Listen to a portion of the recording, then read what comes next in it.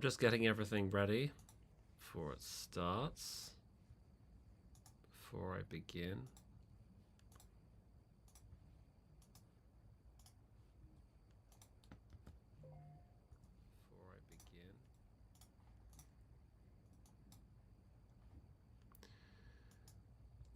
Very good. Well, it looks like I'm live now.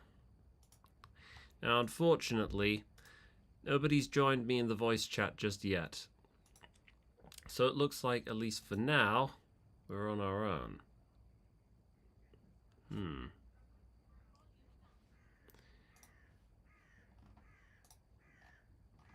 Is there any sound coming from...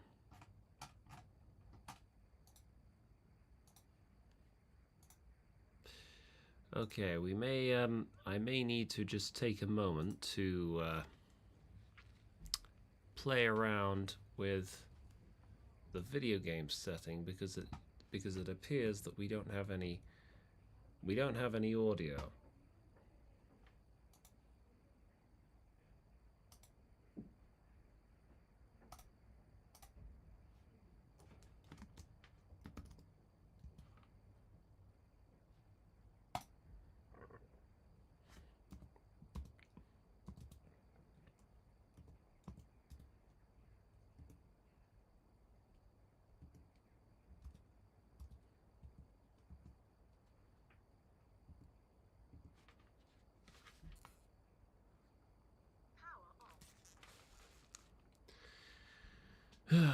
It is such a nightmare trying to synchronize Bluetooth headphones with Discord. Mostly it's under control, but it can really drive you to distraction. Okay, alright, there we go.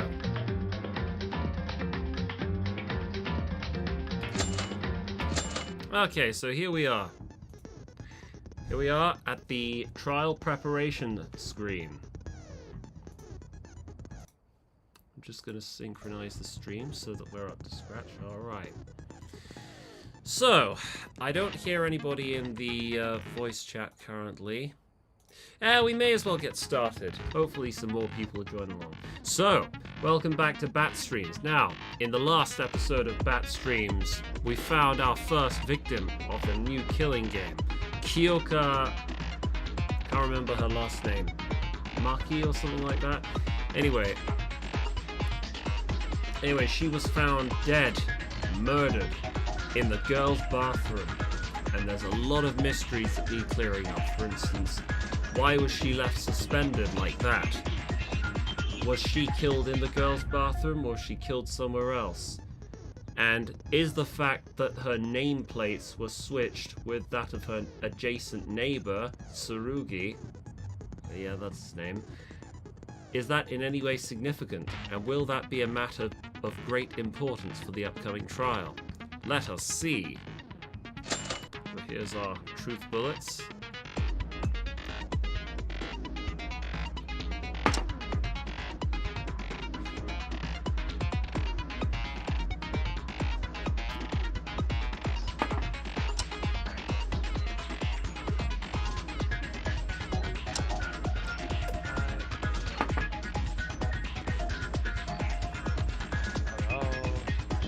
Oh!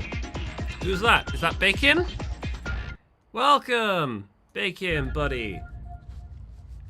Hello. So have you fixed the issue with your headphones? Yeah, so I put it on in a charger. Okay. My headphones are actually having a what's the name issue as well. If it was done from inside, it cannot be tied like that. So that's another issue that I'm hoping to get resolved as well. And yes, just like in Trigger Happy Havoc, there's the issue with the Switch nameplates, of course. And of course, there's Haru's account. Oh, hold on. Oh yeah, I need to do the screen share again. Oh god. I have to... Let me ping everyone right now. Sorry, what? Everyone. Let me ping everyone. Well, I've already pinged everyone, but I mean, you can if you want, but anyway, I think they might join soon. I just hope Misuta and Yoru join, because I know they were online. I saw them online a hours ago.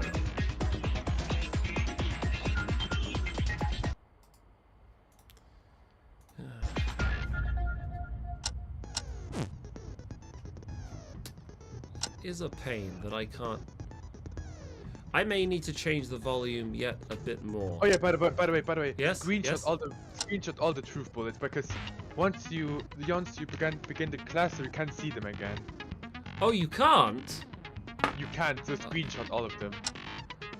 Okay. Alright. I'll do that one by one. Ah, hi, smartly stupid. Soy bueno, I think, if that's how you say it.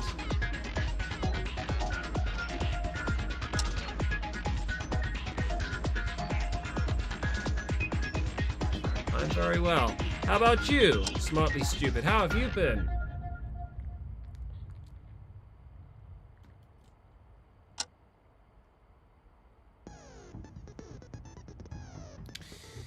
Whoever's in charge of the music, the game's sound design, needs to be replaced. He doesn't. They don't know how to. They don't know how to loop music properly. There's a gap of silence a lot of the time, where the music should be looped over. And whenever I hear silence, I feel like it's because I'm about to witness a tense or significant cutscene of some kind.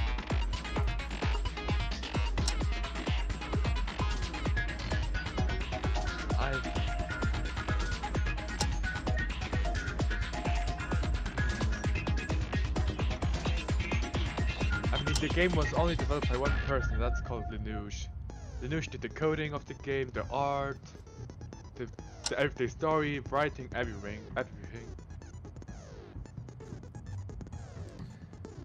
What's this? Every time I laugh, you feel like, what? Oh yeah, you've told me you don't like hearing me laugh, so I'll try not to laugh, but I can only I've got to remain in character for the rules that I'm doing. Okay, alright, I'll save one more time, though I don't need to, and let's begin the class trial. Who do you think is the murder culprit? I don't know, it's too early to say at this point. Just make a random guess. Now then, let us begin with a basic explanation of the class trial. So, your votes will determine the results. If you can figure out the culprit, only they will receive punishment.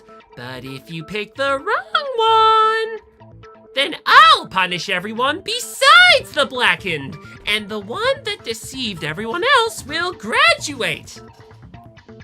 One of us is the killer? That's always the first question that every protagonist seems to ask. The culprit who murdered Kiyoka. Oh, yeah, Of course!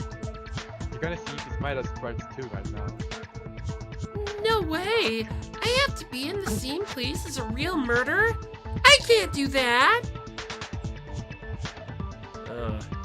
Rainbow Dark's not here. We might as well split all roles between us. Bacon, do you want to voice this guy? Can I do all the girls? Mm-hmm. Oh, hold on, wait. I permit you to do all the girls, except for the maid. What's her name? Oh, Akane. Akane, yeah, I want to do Akane. Okay, alright. Because I feel like I can do a better voice with the female characters. Okay, alright, let's start with Tsurugi. Do you want to be Tsurugi? No, you be all the boys. Okay, alright, that's fair enough. I know it's hard, but it's a must. We need to uncover the truth behind this case. And ultimately reveal the culprit's identity. Wait, hold on! What's that? That picture of Kiyoka. Wouldn't it be awful if she got left out just because she died? Friendship penetrates even death's barrier. Oh, I swear to God, now if someone makes a joke about friendship penetrating or something like that. Oh, thank goodness. Hey! Let me ask you something just in case. It's crucial that we know this is this for the trial.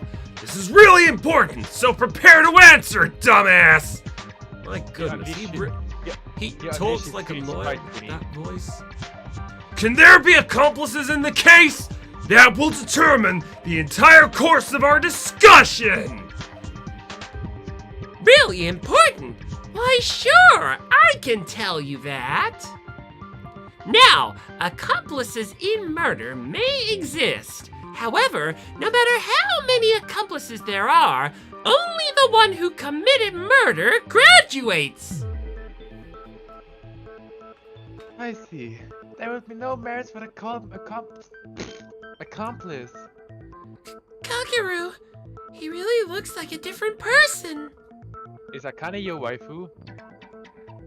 Yeah, I do kind of like her, although I feel like it's too early for me to decide whether I like her or not. At least I want to see how the early stages of the game play out before I give my final thoughts on the character. Because number one rule of all Danganronpa games is that you never know what to expect. Never get attached to a character. There's a there's this little tradition I've noticed in every mainline Danganronpa games of subverting everyone's expectations, often in the very first chapter. So you better believe I'm prepared for something like that. That'll do for the preamble. Let's get started then. First up is the case summary. Now, let the debate begin. Class trial. When Monokuma first mentioned it in the gym, I thought none of us would commit murder. And a class trial would never happen. That's why I didn't think too deep about this. But it really started. A trial to find Kiyoka's killer. If we fail to reveal the culprit in this trial, we'll be... No, I can't let that happen. I have to do this not only for me, but for everyone else too. To find out what really happened, and to reach the ultimate truth. I must do this with all my might! Yes, absolutely. Okay. Absolutely. In a non-stop debate, you need to be on the lookout for contradictions in your fellow students' statements and refute them with a truth bullet. You can fire a truth bullet by moving the red crosshair over text marked in yellow and pressing confirm. A set of truth bullets taken from the list you obtain during investigation will be given for each discussion topic. You must select the right truth bullet to refute the contradiction. Press shift to change the selected truth bullet. Needless to say, but firing a truth bullet at the wrong place will deplete your influence gauge. Complete depletion of the influence gauge will result in the game over, so please do be careful. You may skip through lines by pressing the arrow in the bottom right. By the way, I tell you, there's no coca in this game. Okay. Kuma file. Oh. So let us start with the basics. Kiyoka Maki is the victim. She was our classmate and our friend. Brutally murdered this very morning. Why is the reticle always moving? Where's Maki? She was discovered in a girl's restroom, hanged by her neck. But who could have done such a terrible thing? Look, yeah, see, I still can't quite believe that a real murder happened here. I mean, this is ridiculous. Kiyoka hanged herself and died by choking. How's that a murder? Well, it certainly looks like a suicide attempt. By the way, there's the person. Yeah, I know. There's a rope around Kiyoka's neck, but that wasn't her cause of death. But he was even specified by a file.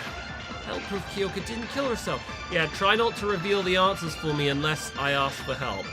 No, I just wanted to say the curses move alone because in the official games it moves in a circle, not a stand.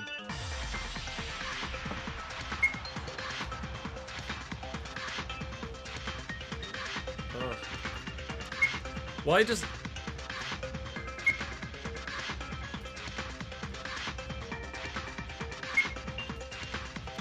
I don't know why this thing...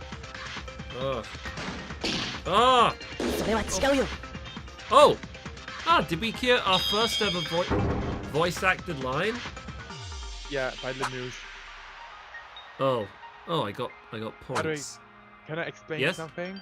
Yes. In the top left you see the stars line. That's usually for the focus, but in this game it's actually like a sub meter to your heart meter. So when all the stars run out, you lose 1 heart. Oh, okay.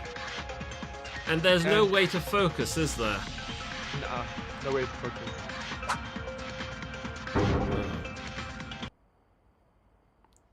That's wrong, Teruya. Kiyoka didn't choke to death. She didn't- didn't Oh. choke to death. And how do you explain the rope and her in the neck? The Monokuma file. Didn't you read it? It clearly states Kiyoka's cause of death. This shows Teruya is a dumbass.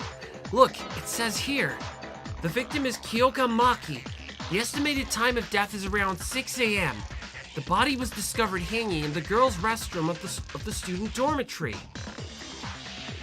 The cause of death is a contusion on the occiput. There seems to have been excessive blood loss from the wound. See? According to the file, Kiyoka didn't die due to choking. Her real cause of death is the contusion on her occiput, the back of her head. Yeah, but can we really trust that thing? I don't know. If I really can trust something from that old jerk Monokuma. What? Are you questioning my credibility? Oh, kids these days, they just love to judge a file by its cover! Listen, I do not tell any lies regarding the trial. I believe in fair trial more than anyone else. Don't worry, Mr. Tori. I can back up the credibility of the information. Of course. Almost everything on the Monokuma file is true. I'll guarantee you as a physician. So, if Kiyoka died from a contusion on her occiput, someone must have hit her head from the back, right? Okay, she didn't kill herself.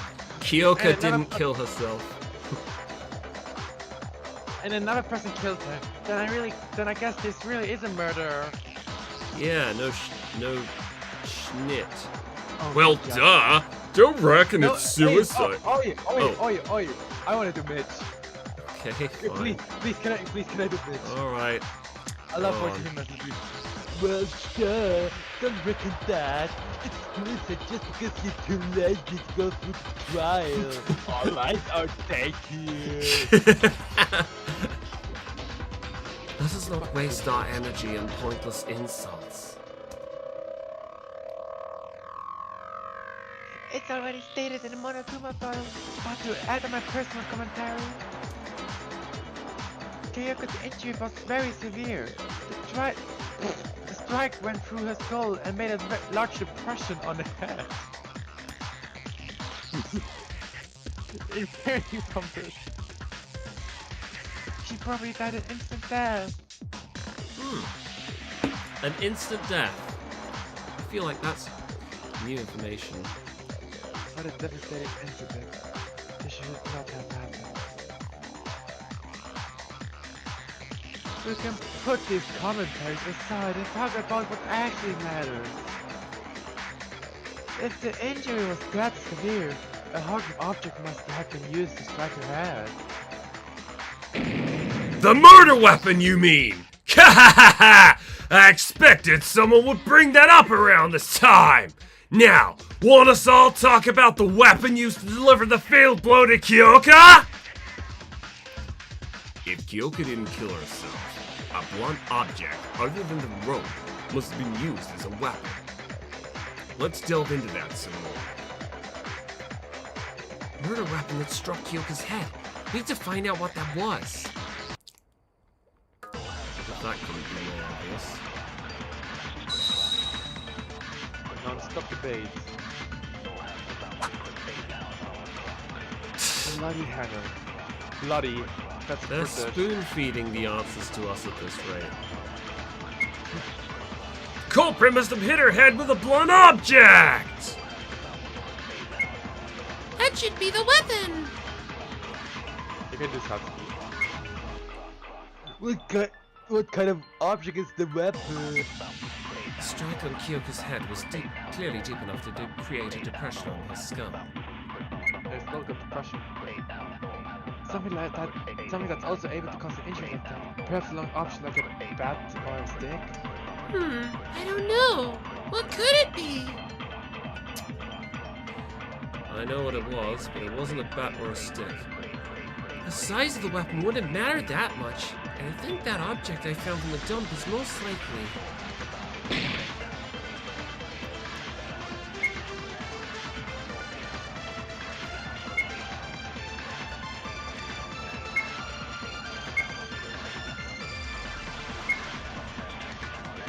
Oh!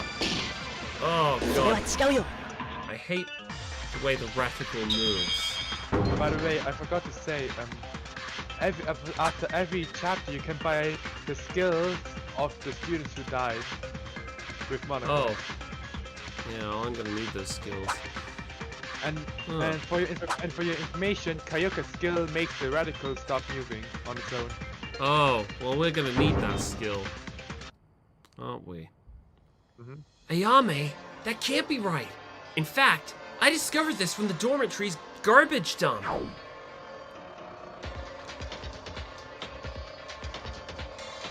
Is that? It's a hammer. A small one you can easily hold with one hand. Is that what the culprit used to attack Kiyoka? It apparently has blood on it, so it must be the weapon. The fact it was found at the garbage dump indicates that the culprit attempted to get rid of it. How did you even find it at the dump? But can that tiny hammer really kill a person? Wanna try if you're curious? No thanks. I'm fine. Regardless of the size, a hammer is made of metal. With enough force, at the right angle, killing a person in a single blow is not entirely impossible. To sum up, the culprit murdered Kiyoka at once with a hammer strike from the back, then hanged her! But isn't it strange? If the killer just wanted to murder Kiyoka, then why did they hang the body? Even if it was to cover up her real cause of death, the bruise and the bloodstains are still there. You can see that it's a murder right away. You can? I thought it was suicide before Yuki told us. Yeah, smartly stupid. Yeah, there's so much effort that goes into Danganronpa fandom. I remember, back in 2018, there were all these fangans that were looking for new voice actors on Casting Call Club, and years since then, I swear, only 2 or 3 of them have actually got off the ground. I used to compose music for one. Also, hi, Peter Gonzalez, welcome! Hello, Peter. That's because you're a hopeless idiot! This monkey didn't look like typical of didn't look like typical of people who hanged themselves in the first place. Too unnatural if it was meant to frame as a suicide. Peter Gonzalez, why do you keep referring to me as that? You're male as well, aren't you? You trying to flirt with me or something? Too unnatural? Yeah, it did look slightly different from a typical suicide by hanging. It was unnatural because the rope was too loose, that's true. Kiyoka wasn't hanging in the air, she was. There was a bruise on her head. Yeah, it's this one. Oh. Oh, it's not. You can't die by hanging if you're not hanging in the air. I want to disguise as a suicide.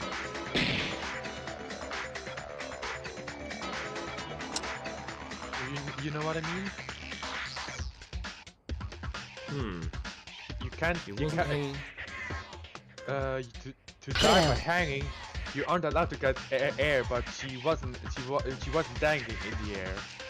Kanata, do you mean the body looked unnatural because it wasn't hanging in the air despite the rope being tied to her? Yes, that is correct. Don't you think so? Oi! I got 3 ideas all about it. Idiot. You don't know how people could die from hanging? They usually tie a rope in the air, they stand on a chair or a single object, and get it off as they hang themselves. That way there's nothing to step on, and eventually they're choked by gravity to death. Oh, I get it. If Kiyoka committed suicide, her body has to hang down in the air. But we just established she didn't commit suicide. But Kyoka's body was down on the floor even with the rope hung around her neck. This must be the point. It sure is weird. Why did the culprit hang Kiyoka's body then? It's simple. These are 2 possible explanations. The culprit either had a reason to do it, or was threat to God, you're pretty fucking stupid. Why is it hard to do fan-made projects? A bunch of reasons. I think because, Well, there's just so much that's involved in a game. Things like, well, art is being the main one. There's a massive demand for Danganronpa style artists, but not enough supply. And then, of course, there's the matter of those who are able to use video game making software like Unity or Blender. There's too many amateurs, too many enthusiasts, but nowhere near enough people who've got the skills to actually make that happen. the culprit is stupid? Would that mean Haru is the culprit? Burn. Hey! She said the culprit is stupid, not that the stupid person is the culprit! He didn't deny he's stupid. Anyway, there's no way the culprit hanged her without thinking. There has to be a reason. What is the reason that this had to happen? To talk about that, we have to discuss about the culprit first. There is no need to repeat that! Revealing the identity of the culprit is the ultimate object of this trial after all! Are you sure you're a lawyer? You sound more like a gym coach. So let us discuss about the culprit like Tsurugi said! Exclamation mark. But who is the real killer? I have no idea. Me neither. How could there be a murderer among us? I can't even imagine who.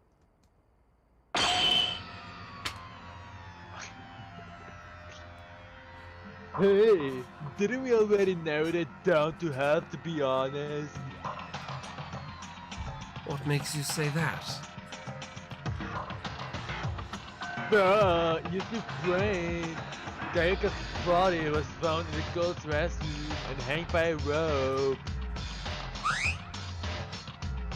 Then shouldn't the killer be one of the girls? I wonder when this was gonna come up. What? Hey, he has a point! Exactly. For example, Kizuna could be the killer. He didn't speak up once since the beginning of the trial, or miss dark circles over there.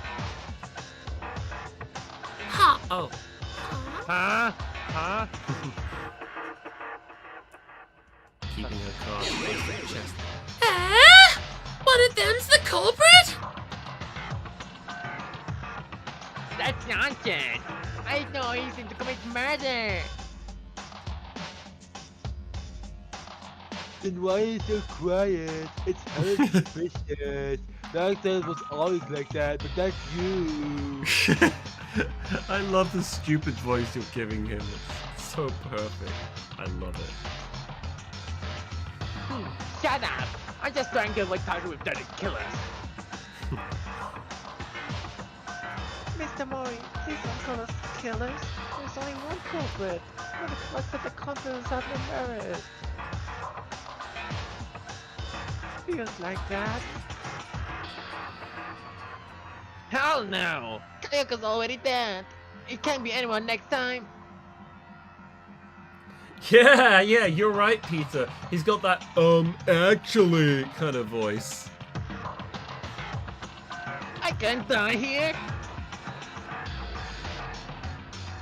You know that unnecessary overreaction makes it look more suspicious. Shut up, Higa! How dare you spit out nonsense? The killer's a girl because the body was in the girl's restroom. It sounds like we have rules here. Guys can certainly enter too. Actually, no, they can't. That's wrong. Kizuna, you sound like a different person today. Why are you calling him by last name? Well, I guess her mask slipped. Oh. It's impossible for a man to enter the woman's restroom. That might have been a possibility in the real world, but this place has a rule that forbids it. Am I right, Monokuma? Bingo! A man entering the women's restroom is considered a form of indecency and will be punished by a shower of bullets from the machine guns. The same goes for the opposite case. This applies to not only the restrooms, but also the locker rooms and the bathhouse that will be unlocked soon. Let's bear that in mind. It's true. Monokuma warned us when we found Kiyoka's body and tried to step in. Come on! It's a matter of common sense that guys can never commit murder in a girl's restroom. It wasn't me. Why would I, of all people, commit murder? I'm a criminal. If anyone is, it's a creepy bitch. That's so mean. Poor Mikako. I agree. If Mitsuhiro is right, then that means the culprit is either Akane, Hikaru, Kanata, Ayane, Kizuna, Satsuki, or Mikako. No! I'm not the culprit! Satsuki never, ever killed anyone! Yeah, if the killer is one of the girls, who else can it besides be her? Do you... hold on. What's this?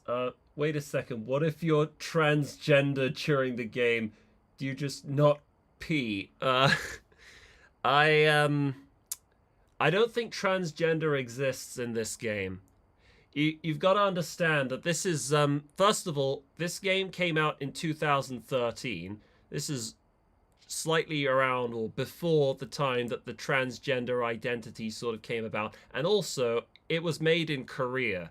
And Koreans, let's just say, they're a lot more retrograde when it comes to male and female identities. So I don't think the concept of transgender exists in this game. I think we can take it pretty much for granted that there are 7... oh, hold on. There's 15 characters. Is there 7 girls and 8 boys? I believe so, yes.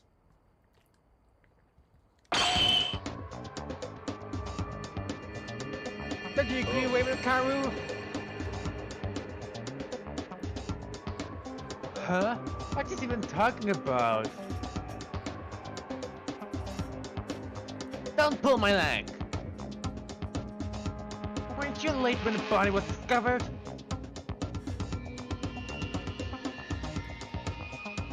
Everyone was steps except for you. If you're not the culprit, why did you come late? Well, I'm giving her Italian accent. That's all you have. I told you back then. I was late because I was investigating them at the main entrance. Is it alright if I take the voice of Rei Mikaru? You said you wanted to do the voice of every female character, but I've ended up giving you the voice of Teruya and that other guy. What was his name? Mitch. Mitch. So, Okay, I think it's okay. only fair I get to voice Rei Mikaru. Okay, then sure, take it. Okay. Nobody believes you. Yes, no evidence. I'm trying to give her a Twitter thought voice. Well, surely. She was a bit suspicious. Oh, hi, Amaru! How's everything going? Hello, Amaru. I'm not trying to jump to conclusions, but you did come late. Mikaru, can you prove what you said? If you need proof for something as simple as this, it would be better for you to die here, airhead. Trying to back. How do I give her a Twitter thought? Back Great. out. Trying to back out. Gotcha. Star. We found the answer. This bitch is the killer. Hold on. I should suggest that we think about this some more. By the way, Amaru, I'm sorry, I haven't had a chance to get to work on that song that you wanted me to work for you just yet. I'm too busy on one of my assignments. And no, you're not gonna get flamed. None of the people who you suspect are gonna flame you are even anywhere here. Those people, it's just like the 4 or 5 of us, so you're good. Not that that matters anyway, because they'd have no problem with you being in the stream. Coming late to the scene is sure to draw suspicion, but would it also mean that Mikaru is the culprit? No, that's impossible. I know that Mikaru really was at the entrance hall to investigate. There was evidence pointing to her innocence. It was... Okay. It was... Kakeru's account. これだよ Goredayo. Hold on. Mikaru is innocent. She really was at the entrance to investigate at that time. Oh yeah, by the way, guys, for those of you in the YouTube chat, Amaru Dev is working on his Friday Night Funkin' mod, which is a Friday Night Funkin' adaptation of Ultra Despair Girls. And he's spent quite a few years working on it. He's done all the art, the writing, the characters, and the programming and stuff pretty much single-handed. I've been giving him a little help here and there, but he's very dedicated and he's determined to finish it, so that's what he means when he says tutorial. Huh? How can you be so sure? Did you see it for yourself? No, but... Kakeru, you know it, right? Mikaru's innocence. You said it, Yuki! Listen up, fellas. Rei Mikaru is innocent. I, Kakeru Yamaguchi, am the witness.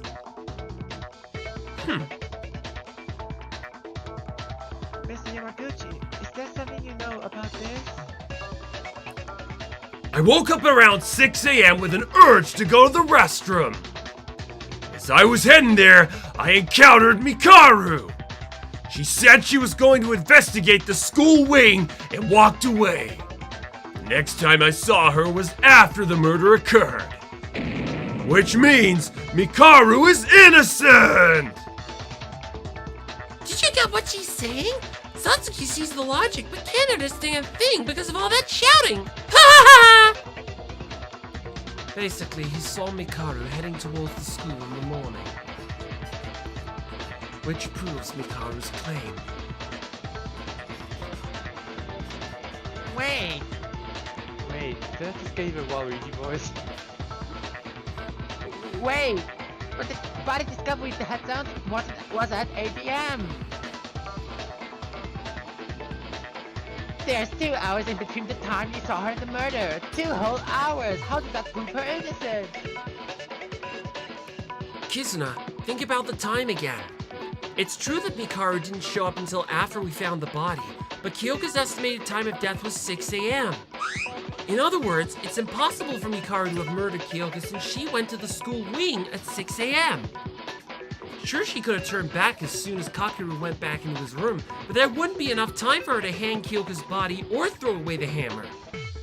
This is the reason why I'm saying Mikaru is innocent. どういうことかしら Oh, we got our first ever, what's the name debate? Blades crossed. Fourth place debate. Oh. Thank you. That's enough to say she's innocent. Why? We even have a witness, Kakeru.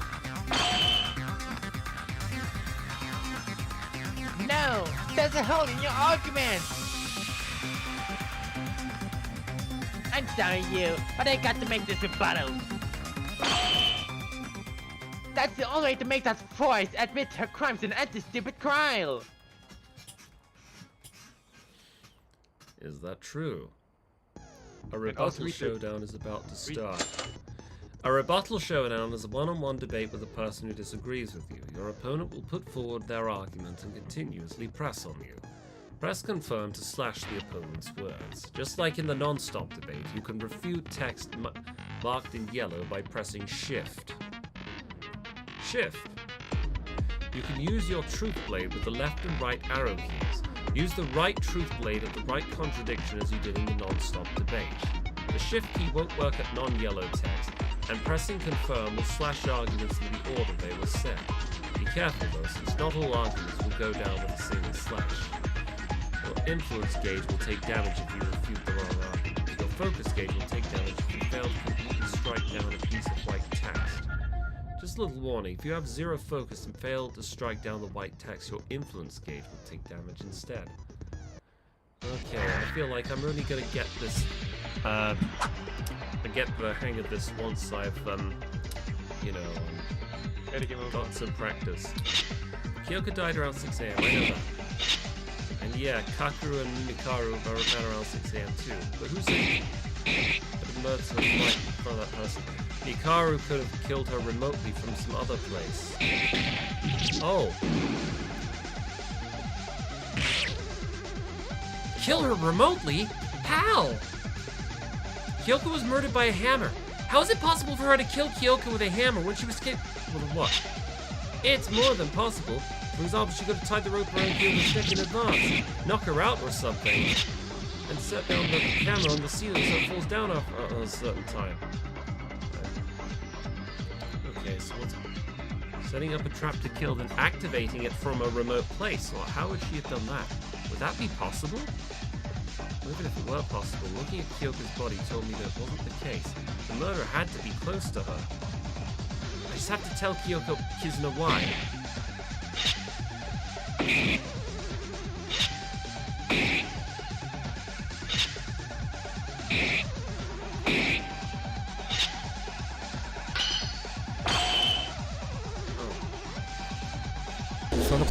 Oh.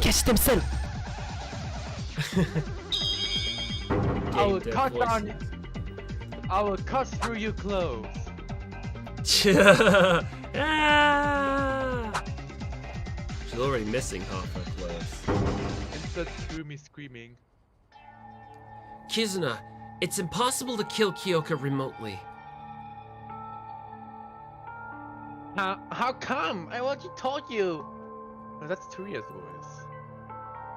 Well, technically it's possible, but it's not the answer for this case. And it's because her body was too clean. The body was clean? Remember how Kiyoka's body looked like? Kiyoka's head did have a large bruise and was all sticky with blood. But that was it. The blood under her hair didn't even flow very far. Her clothes were clean too. Isn't it strange? A bruise that's severe enough to create a dent on her head, and not a single drop of blood got on her clothes. There's only one reason for this. Okay, I'm curious to know where he's going with this. The killer wiped off the blood at the same time Kiyoka died? Yes, I agree with Yuki. I was wondering the same thing while I examined the body. But can you stop bleeding from a wound that big just by wiping it a few times? My nosebleeds never stop that easily when I try to wipe them off. It doesn't take long for blood to coagulate in room temperature. A nosebleed is from an injury inside the nose. This marking bruise was directly exposed to the air. For 5 minutes of pressure would have been enough to stop her bleeding. And there's lucky vitamins left. So the actual amount of bleeding might not have been much due to lack of circulation. Huh? But if the culprit wiped it off as soon as Kiyoka died... Right. If the culprit killed Kiyoka remotely from a distance like Kizuna suggested, Kyoka's body would be covered with blood by the time they go to wipe it off. Also, they'd have to risk getting the blood getting on their clothes while there's no way to wash it off. What do you think, Kizuna? Anything left for you to say? I feel like that argument doesn't make sense, but whatever, I'll allow it. Why? Why? Why are you siding with Four Eyes? I wasn't really siding with Mikaru. Yes, this point where Yuki broke his wrist. True. Why would Useless stand up for me in the first place? I don't care what you think of me, but don't use it to justify framing someone else in a trial. If we choose the wrong person based off of your petty emotions, everyone here is going to die. Did you still not understand the rule of this place? Fine, do whatever you want. Yes! Then is Mikaru fully proven innocent? Is everyone clear on that?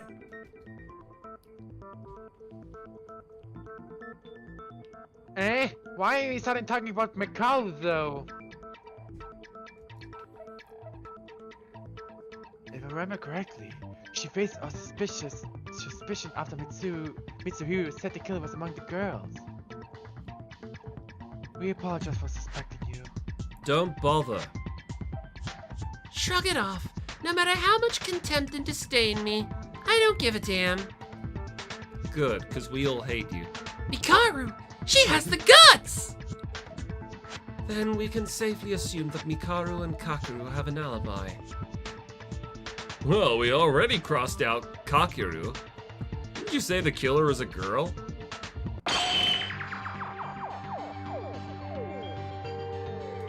Hold on! Even if Four Eyes is innocent, I'm not gonna take that! The killer cannot be a girl! But there's a... Sorry about that. But there's other possibilities! The killer had to be able to enter the girl's restroom. Whoever wanted the girls can enter the girl's restroom.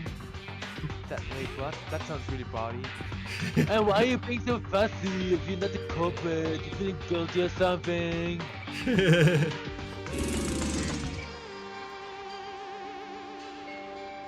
I told you, I'm not the killer! I mean, it's not so fair. You can't assume me. You can't assume me as a killer just because I'm a girl. And you don't have enough solid reasoning. Oh, come on. If the rule that boys cannot enter the girls' restroom is not an acceptable reason, then what is? The culprit is a girl. But is it really like that? This is good. We can't reach an argument if you keep fighting. Ultimate Leader, we're waiting for you to come up with a plan. there's no need. In fact, I'd highly encourage this sort of debate. Huh? I see the current situation as the perfect chance for all of us to understand the culprit's strategy. What do you mean? Everyone's just fighting each other right now. Think about why you were led to believe that the culprit was a woman. If you can figure that out, you'll be able to reach the answer from there on. Huh? Why did we come to think that the culprit is a girl?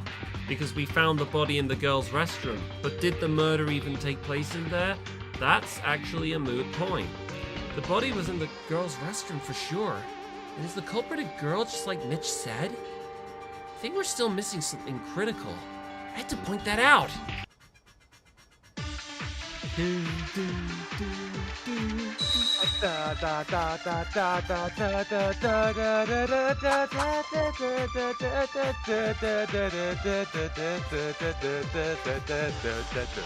Okay, now we got 2 truth bullets. Yep. Culprit is definitely... one. Actually, you just wait that second, okay? It's easier. I said I'm not gonna take it. I must say, that sounds mean. The body was covered in the woman's restroom. We didn't kill anyone. We didn't kill anyone! Whatever. Okay, just voice actor, okay? Calm down. Well, the body was found in the women's restroom. We must consider that Kiyoka's murder and the hanging occurred separately from one another. But the murder still happened in the girls' restroom, right? They must have murdered Kiyoka inside the restroom. No, that's wrong. Ding bong, you're wrong. Ding dong, y'all are wrong. You got that wrong! Oh, do you know the Danganronpa Bridge series? Yeah, I remember it from years ago. Do you know when Makoto goes, Nani? Sorewachikayo! I don't think I remember that part. But anyway. Because he kept speaking stuff. No, Haru! That's not true! Not true? What's not true? We've been missing something critical. I'll cut to the chase. The culprit can certainly be a guy, too. What are you talking about?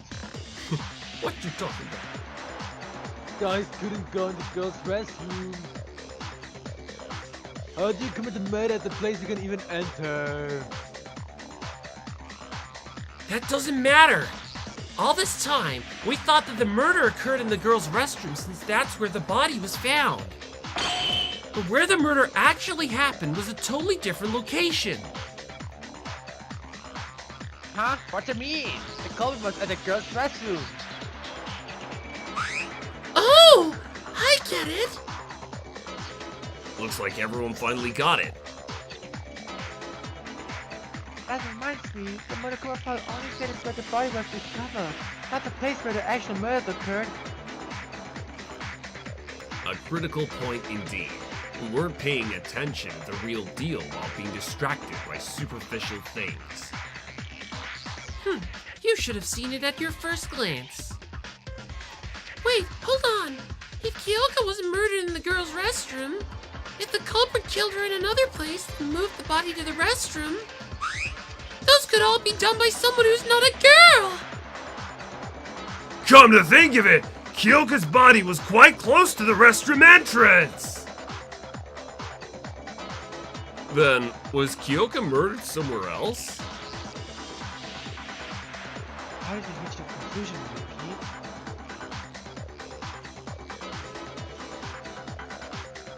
I bet you had some kind of supporting evidence. You bet I do. Yeah, in fact, I found a puddle of blood in the laundry room. The laundry room? That sounds so irrelevant. The blood stain says everything. Kiyoka Maki was murdered in the laundry room. The laundry room. I've seen Miss Maki there a few times, but her death was behind. Why did she go to the laundry room at 6 a.m. in the morning? Yeah, I know she was an early bird, but I don't think she would get up that early. Well, we might have reason. The reason Kiyoka headed to the laundry room, we might have evidence that answers why. Can I find something that could answer that question? What was it? I think it's coming to my mind. The clue was... There we go. Everyone, can you look at this for a second? What? What's that? No, wait, hold on. What's that? I found this That's from the- Kiyoka's body. It looks like a scrap piece of paper from the notepad Monokuma gave us. Kiyoka found was the holding it. I found the Kiyoka- perfect picture. Okay. Kiyoka was holding it tight in her hand. Would you like me to read what it says? Okay. What is it, I Bacon? found the perfect Twitter thought voice. Oh. Come something to the laundry room at 6. Annie can't be waiting. It's all raggedy and torn. Take a closer look. It clearly mentions that place in the parts that we can read. I see. The laundry room. Moreover, the words that really matter are still intact despite the missing parts. From the parts that are left, I think the full message was: so come to the laundry room at 6. There aren't any cameras there. I'll be waiting. Whoa, how does he know the full message? I mean, even I could have come to that conclusion. Something It's like smart. that. That was so sick, Tsurugi. You completed the note just from its parts. It's my speculation, so I can't assure that it's completely identical to the original sentence. But it should be the same overall. Is it ripped because the culprit tried to pull it out by force? I believe so. Maybe the culprit was able to remove the whole paper from Miss Blank's hands due to rigor mortis. That means Kiyoka got that note from someone and went to the laundry room at the designated time without knowing what's about to happen. Shoot! Why would anyone use these kinds of cheap tricks? Huh? Satsuki's confused on the part that says there aren't any cameras.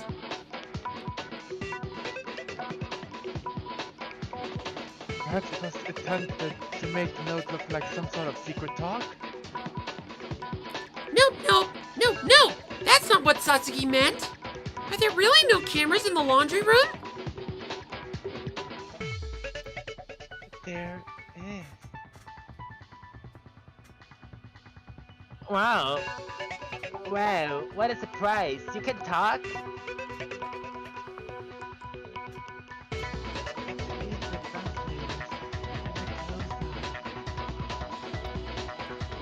Yes, I saw it too. The culprit just wrote down some meaningless nonsense as bait. Kiyoka? Just why? I apologize for the untimely interruption, but may I speak for a moment? Kinji? What is it? Kiyoka was murdered in the laundry room. Although, we can now be certain about this statement. Is it not too early to conclude that a man could be the culprit as well? Huh?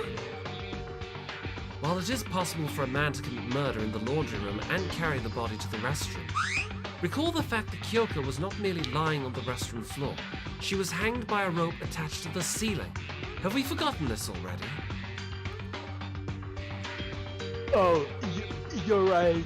The murder could have been done somewhere else. But you have to enter the restroom to connect the rope to the ceiling. So the culprit is really a girl then? Well, that's actually a good question. You know, what if there's another theory possible? What? Are we back to where we started? Seriously? Guys, you want to think the culprit that is a girl that bad?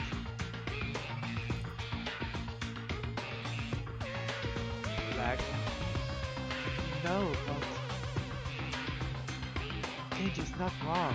It's impossible to tie a rope to a pipe inside the restroom unless you are inside as well. The killer is one of the girls. Wait, it's too early to make that conclusion. Hold on, sorry, I'm just changing it. Can there be a way to hang the body from the outside? Yeah, that's what I was thinking. If Kenji is right, the killer cannot be a guy. But there's a way to refute that logic. I had to come up with that even if the chances are less than 1%. This isn't a drill. A single mistake can kill all of us. If we put our heads together, we'll be able to find the answer.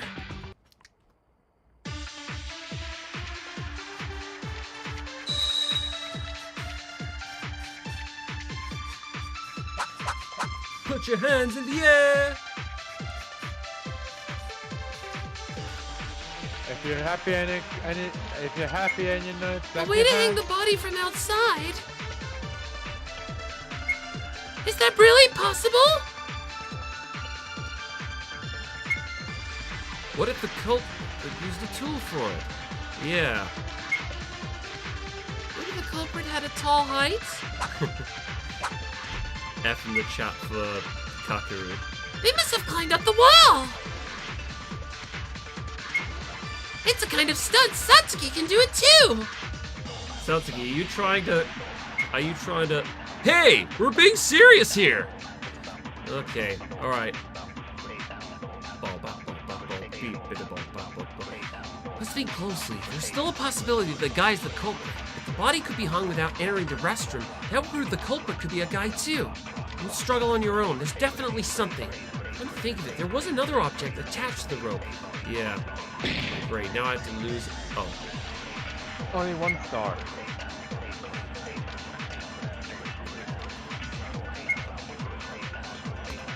I want to skip the thing. No! No! Oh. Ah, there we go. I'm stunned! Sorry, Hey, did I get 100% accuracy? Agility 25% miss.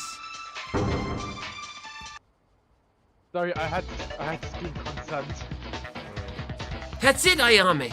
You can use a tool! A tool?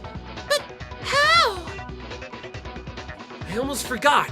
The tool that was tied to the rope. It's right here. Do you see it? Looks like a hook to me. A hook? The rope had something like that? I'm starting to get impressed by the extent of your guys' stupidity. But Useless made a good point this time. You're right. Looks like you got it correct.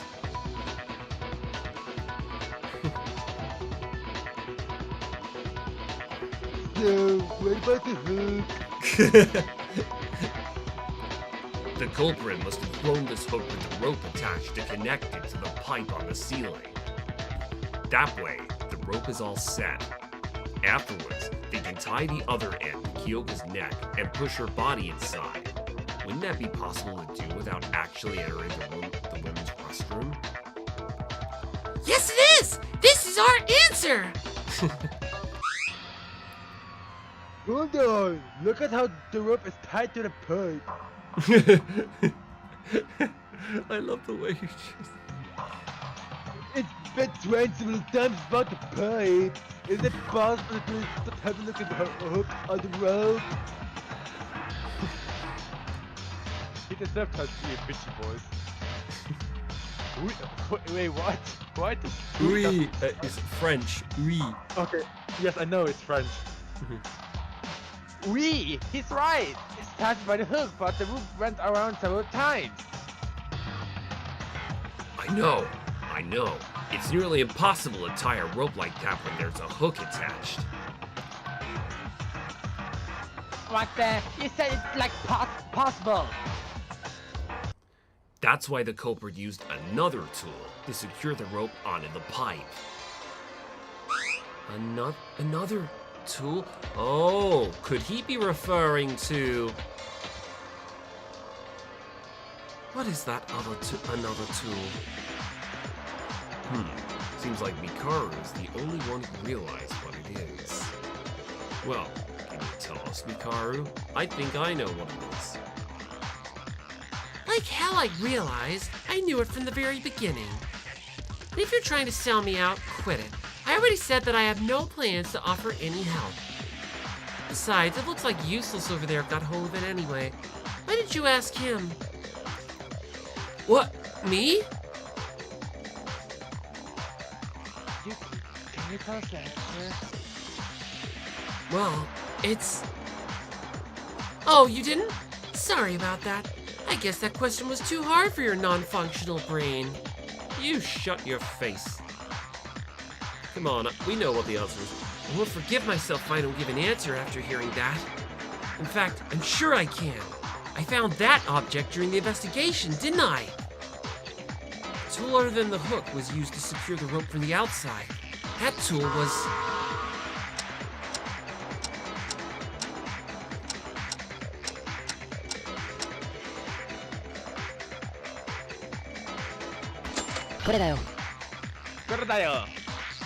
Good. And one more thing. There was a key piece of evidence that can prove this tool's involvement in the crime.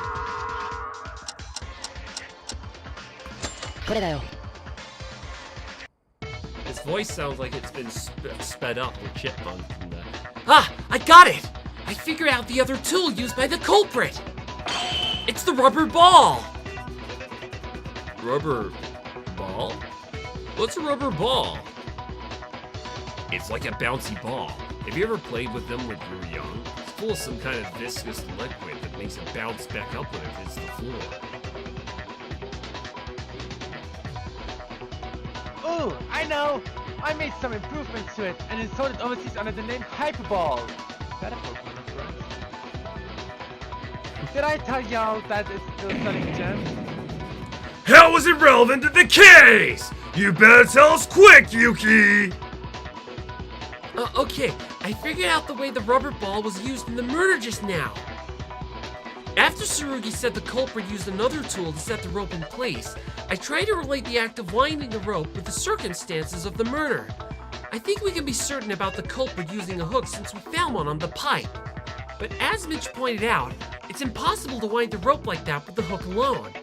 Putting the hook after setting up the rope wasn't a choice either, because there's no way to get the rope around the pipe by itself. Besides, they had to step inside to attach the hook. That's why the culprit used a rubber ball! Before using the hook, the culprit tied the rope around the rubber ball. Then they threw it inside the restroom, between the pipe and the ceiling, to be more exact. Between the pipe and the ceiling. Hold on, let me try and visualize what he's saying. The culprit tied the rope around the rubber ball. Then they threw it inside the restroom, between the pipe and the ceiling. And they did that from outside. That way, the ball would hit the wall and bounce back towards where it started. What, but would it loop back in an arc and wrap itself around the, what's the name? Like he said it would? If you repeat this multiple times, you get the rope around the pipe with the ball returning to the entrance every time. All's left is to remove the ball and tie a hook to throw it on the pipe. But the culprit probably faced something that wasn't part of their plan here. The rubber ball burst because of the pressure from rebounding off the wall. I don't think I've ever come across a rubber ball that's anything like how he's described it. It spilled its contents all over the wall and the floor, which is still left at the scene. This is how the culprit tied the rope without going inside the girls' restroom. How did he attach the rope to the rubber ball? Like, I'm trying to work out, how did that work? Did he puncture the rubber ball with some kind of awl or a knife and feed the rope inside it? The hook and the rubber ball were used to make it look like it was done from the inside. Oh! So that must have been the stinky liquid on the wall. Well said, Yuki. I'm still pretty lost here. I agree with you. Well, if all the police officer says so, I guess he's right. Everyone, did you notice something after getting to this point? Notice what? Think closely. We were talking about the possibility of a man being the culprit. But don't you think it should be the opposite after going through all this? Opposite? My explanation involving the hook and the ball. It was to prove that it's possible for a guy to be the culprit. But if the opposite of that is true, that means...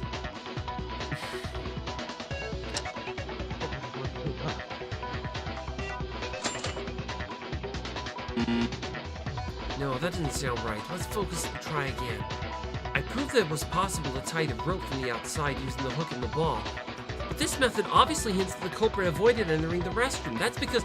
Oh, it's because of the weird way they phrase it. That's right! We were going in the opposite direction ever since! Opposite direction? What are you talking about?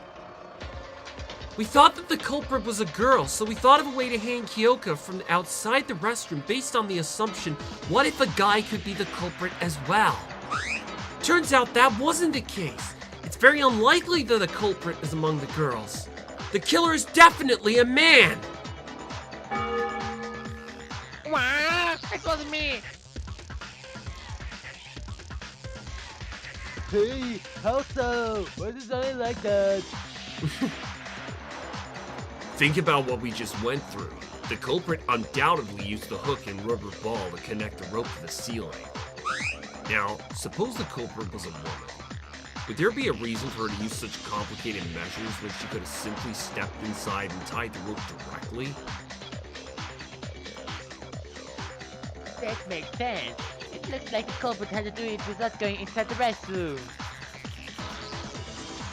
Furthermore, even if the culprit was a woman and had to use the hook or rubber ball for some reason, they would have been able to clean the stain on the wall afterwards. Right. As I mentioned before, the culprit probably didn't expect the rubber ball to burst. To clean the liquid off the wall, they needed to get inside the restroom. But they couldn't! Because guys can't enter the girls' restroom! I can't say it with absolute certainty, but it's the most reasonable explanation we can think of. There would be no reason for the culprit to intentionally leave traces in the murder scene. I mean, the liquid stain on the wall was a big hint for figuring out how the ball was used by the culprit. Aha! Star! That automatically gives us girls an alibi, right? Plus, even better, Yuki, Daria, Hariko, Itsuhiro, Tsuki, Kiji, and Kakeru. 1, 2, 3, 4, 5, 6, 7. He knows one of them got to be it. Hold on! What if the culprit was a woman and tried to make us think this all day long? Dummy answer. Dumbass answer. I highly doubt it. The reason the culprit hanged Kiyoka in the first place was to make us think that a woman did it. Oh! So it had nothing to do with disguising it as a suicide from the start! See, anything must let us to thinking that a woman is the culprit. In other words, the culprit wanted us to think that way. So they wouldn't become a suspect! All because the culprit himself was a man! Everything's connected now!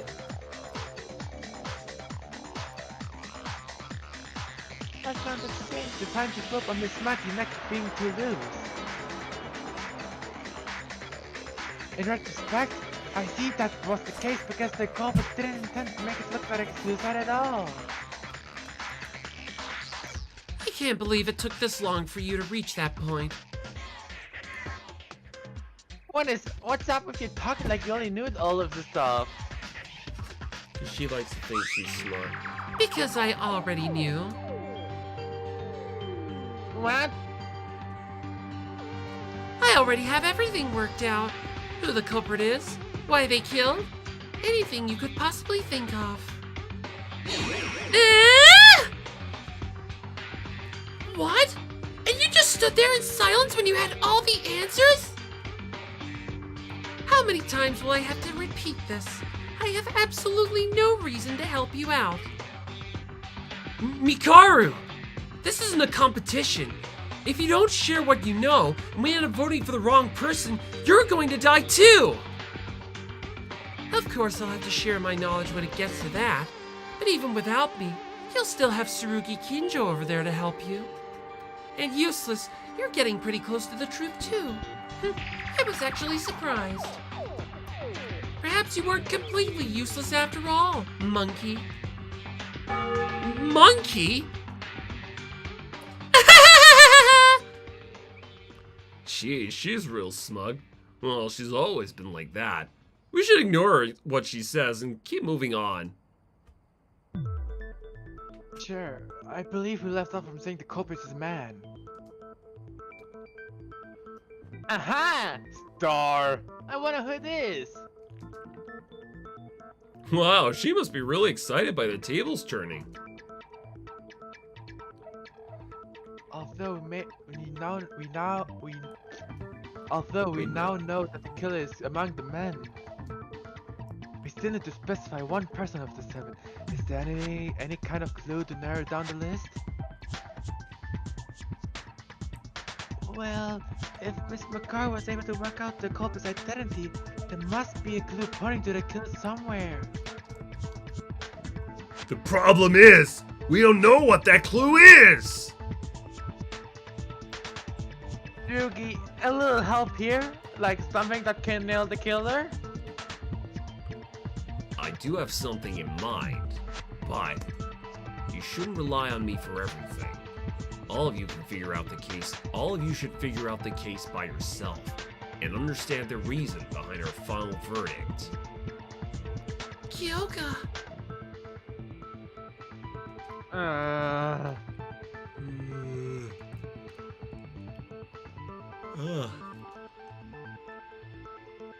Hey, y'all. Any ideas about the culprit? Well, nothing in particular, I suppose. We're almost there. We know that the culprit is one of the guys. Just to remind y'all, it's not me. That's suspicious. That reaction is making you look even more suspicious. Just like you from a while ago. What did you say? I'm sorry. Eek, I'm sorry. Wasn't that out of character, Kizuna? Since most of you seem to be having trouble with this, let me suggest going around. How about we all think of something else first?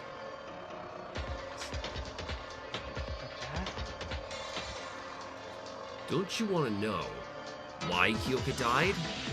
Why Kiyoka had to die? Of course we do. Kiyoka was always full of spirit and a nice friend to us. She didn't deserve to die. To begin with, 2 people were indirectly involved in Kiyoka's death.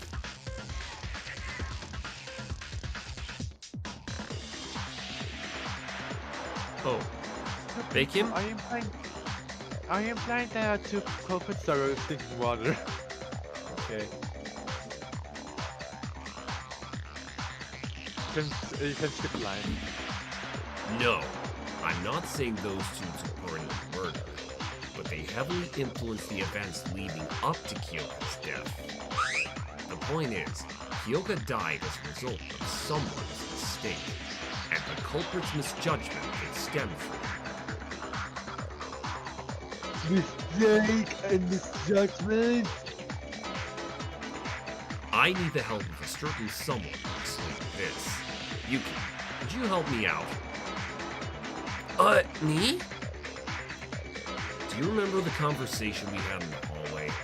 The one over the nameplates? Oh, you mean that one? Yeah, you told me then that you know who caused that change in the nameplates. I don't have knowledge regarding this matter, so I'd like for you to provide the context. Hello? I got 0 ideas on what the two of you talking about. Oh, okay, I'll explain it to everyone. Yesterday, while all of us were in shock after Monokuma showed us the motive, there was a minor incident that happened. The people who know about that incident are me, Haru, and Satsuki. And finally, Kiyoka. Huh? Huh? They don't look like they know it, though. Haru, Satsuki, did you forget what happened before nighttime yesterday? With the nameplates? Oh, that? Oh! You mean the thing with Haru's triple spin? Yeah. Would you mind explaining to us what happened back then? I think there's something you didn't know about it. I'll tell you when we get there. Okay.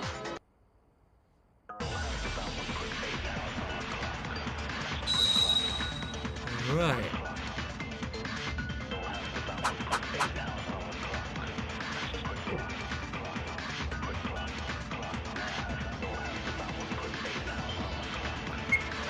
Last night, me, Satsuki, and Kiyoka were hanging out together to distract ourselves from the motive.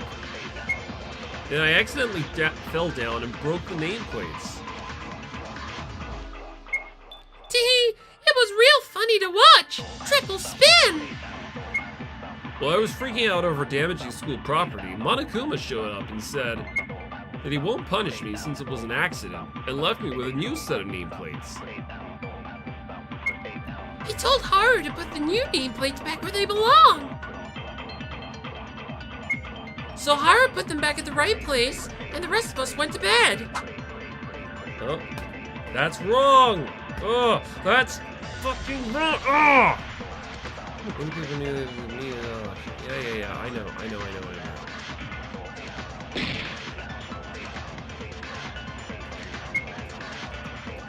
Oh, skip.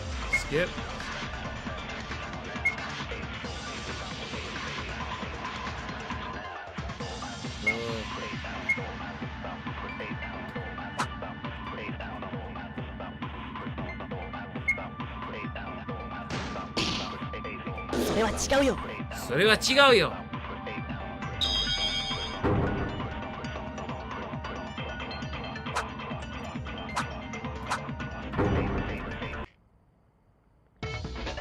No, Satsuki. There's something wrong with what you just said. Kyo? What's wrong? Although Haru did put the nameplates back, he didn't know that he made a mistake while doing so. Yuki, that's... He forgot where the two nameplates originally were, so he put the new ones in the wrong place. What? He forgot about something that was right in front of him seconds ago? Oh, he went to the restroom before putting them back, so I think he got confused somewhere in the middle. Okay, I get it how much of an idiot Haruhiku is. How is that related to Kiyoka's murder? That would be because the two nameplates Haruhiko had to replace belonged to Tsurugi Kinjo and Kiyoka Maki. Right, Yuki? Yeah, right. Kyoka's room was next to mine, and Tsurugi's was next to hers. But because Haru thought the other way round, the nameplates on their doors were switched. Mr. Kobe, was your attempt to do so? Anyway, Haru, shouldn't you already know? We talked about the nameplates being switched while we were investigating. Well, I did, but I just wanted to avoid unnecessary suspicion. Avoid suspicion? Don't tell me you're the culprit, Haruhiko! No, I'm not, I swear! This is exactly why I didn't say it! Why would you think you're suspicious? It's just a couple of nameplates. I don't think that was really the case then anyway. Yes, they are related. Much related, in fact. Now, would you care to explain what that means to us? I said earlier that two people were connected to the murder. One of them is Haruhiko, for switching the nameplates, and the other person is... me. Huh? Mr. Kinjo, you have an indirect connection with the murder of Miss Maki? May I ask you to elaborate on that? It's true. Let's see, where should I start? How about we all get a grasp of the culprit's intention first? If things went as the culprit originally planned, the person to have a portrait here would have been me. That statement sounds somewhat far-fetched. How come you were to die instead of Kiyoka? Do you remember the torn note that Yuki read to us a while ago? I was able to comprehend what the culprit was aiming for after seeing that note. Kiyoka got that note from the culprit and headed to the laundry room at the designated time. There, she was assaulted and murdered by the culprit. Everyone's clear on this, right? And let me ask, how do you think Kiyoka got the note? How she got the nose? Well, maybe one of us just casually handed over. Kiyoka wouldn't have known that the person who gave the note would come out the back of them. From who? Where? How? Did any of you ever see Kiyoka getting a note from someone? No! Besides, there wasn't any time for that. After we got out of the audiovisuals room, Kiyoka stayed with me and Satsuki until she went into her room for the night. Wait! Then Kiyoka got the note between 10 p.m. last night and her time of death, which is 6 a.m. this morning! Right. Kiyoka went inside her room as soon as it became nighttime. She couldn't have gotten the note while talking face to face with someone. And that leaves us with only one possibility. She got the note while she was inside her room. But I can't go into someone else's room unless you got the keys or the owner's permission. Well, you could either slip a note under someone's door, or supposing she invited someone in her room and they waited there until she left and then walked out or something. I don't know. Yes, but there is a way to give her the note without opening the door. What? Would that be like magic, really? How?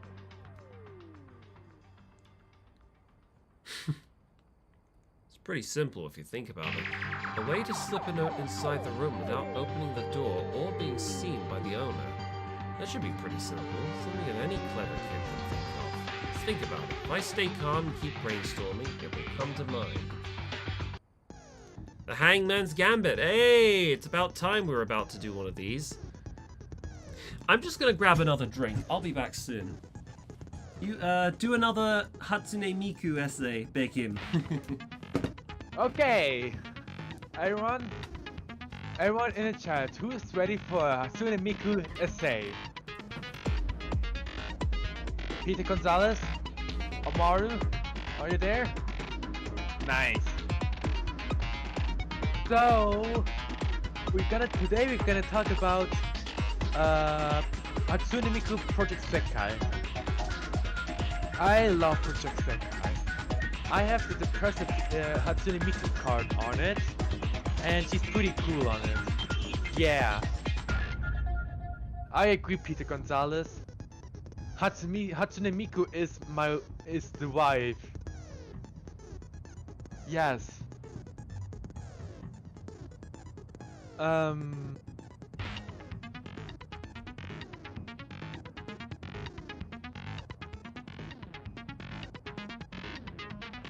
No, Omaru. Hatsune Miku is love and life, not Komaru. Komaru is just Komaru. This is a Hatsune Miku essay, not a Komaru essay. Bad Omaru. I have to report you on bad. That's not allowed on my Hatsune Miku essay. Am I right, Peter Gonzalez?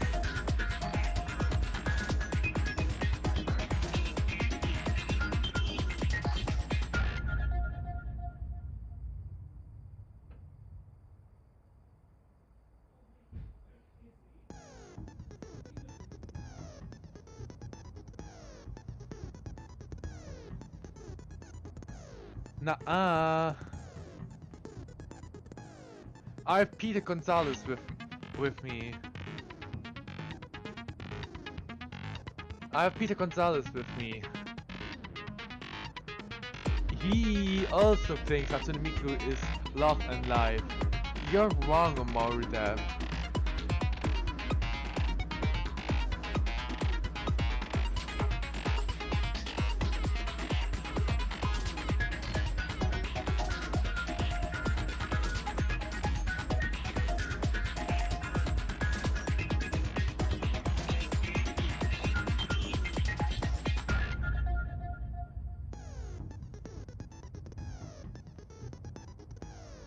Nuh-uh.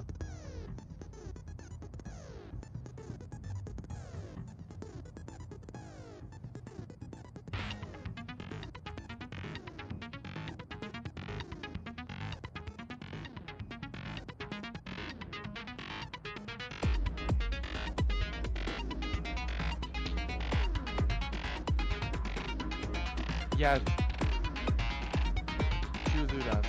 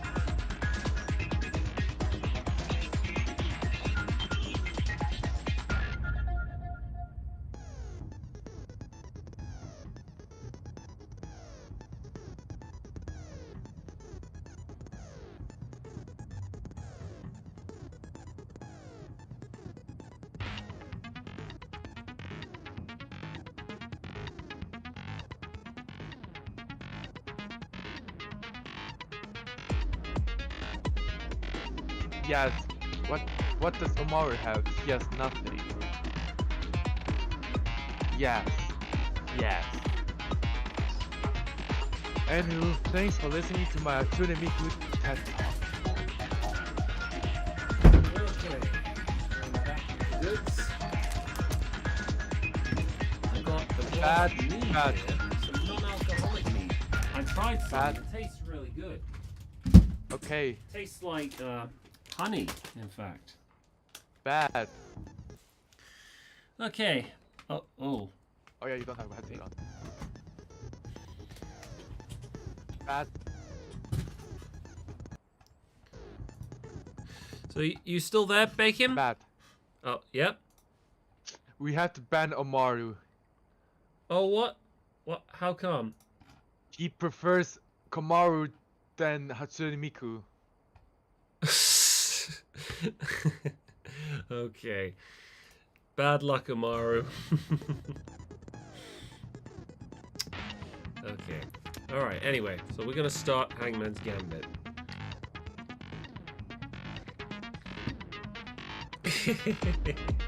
Yeah, sorry, Amaru. You're not allowed to prefer Kumaru over Hatsune Miku. Nah, we joking. We joking. Don't worry about Do a it. little trolling. And Hangman's Gambit, you must put together pieces that flashes by your mind. The bottom of the screen will show parts of your target word or phrase with spaces in between. Find which letters can go in the blank space and shoot them to replace them in the position. Oh gee, this is gonna be fun. Especially with that moving reticle. The letters will move around randomly across the screen. If there are multiple blank spaces, you must fill in the leftmost space first. Your focus gauge. Alright, let's do this. Ah yes, crop compressed music, OC.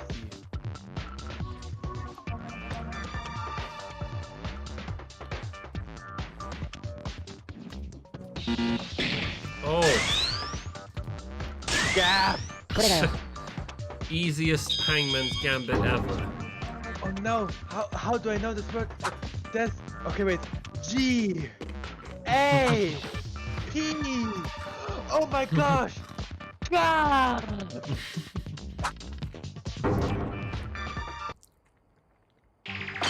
That's it! The gap! Even when the door is fully closed, you had to go through a whole, psychovisual mini-game just to work that out? Even when the door is fully closed, there's a gap between the bottom of the door and the threshold. That's large enough to slip a note through.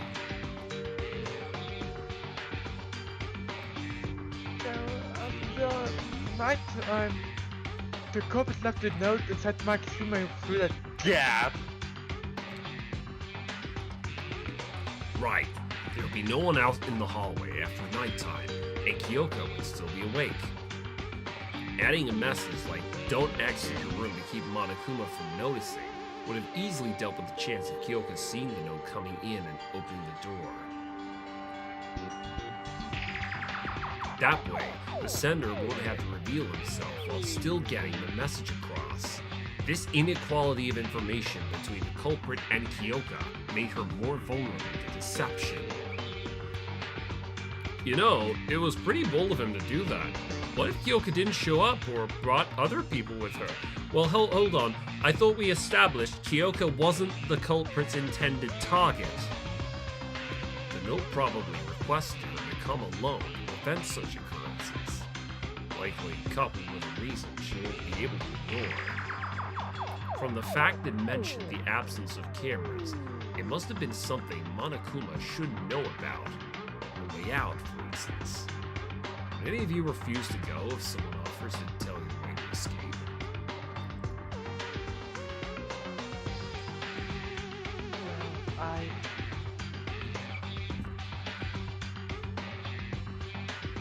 Go, yes. I would have gone as well. Hey, the culprit sneaked the note into her room. I get that, but how exactly is it you and Haru's fault? Think closely. Most people here didn't know about Haruhiko switching the nameplates until it was sent to trial or noticed it after the murder occurred. Which means, at the time of the murder, the culprit was unaware of the fact either. Oh! I see. For that reason, you considered yourself and Haruhiko to be at fault. Huh? For those of you who haven't got it yet, we're saying that the culprit killed Kiyoka because of a confusion. Confusion? What? So it ties back to what Tsurugi said earlier! Right, I think I know it now. The indirect influence Haru had over Kiyoka's death. Haru switched the nameplates by mistake, and the culprit slipped the note inside the room without knowing why they were switched. And the culprit's intended target was Tsurugi Kinjo. That's right! The culprit never intended to murder Kiyoka. The real person he wanted to kill was Tsurugi.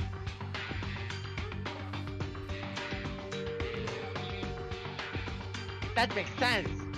The killer saw Tsurugi's nameplate on the door and left a note there, but the room was actually Kiyoka's. Does that mean Tsurugi would have died if Haruhiko didn't switch the nameplates?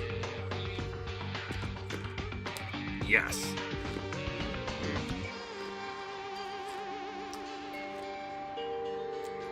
That's why I said Haruhiko and I indirectly caused Kyoka's death. Kiyoka! It's all because I was an idiot. It's all because I was dumb enough to mix up those stupid nameplates. Calm down, Haruhiko. It's not your fault. Even if you put the nameplates correctly, Tsurugi would have been in danger. I'm a policeman. It's my duty to ensure everyone's safety. Yet I was careless enough to let Kiyoka die. I should have died rather than feeling in my duty like this. Please don't say that. Every person's life must be treated with some regard. Hold on. Huh? Oh, sorry, I'm just fetching my phone. Rainbow Dog's still not here. Same with Misato. Not Misato. Misuta. That is why I Yes. cannot forgive the culprit. Oh yeah, she's playing a game.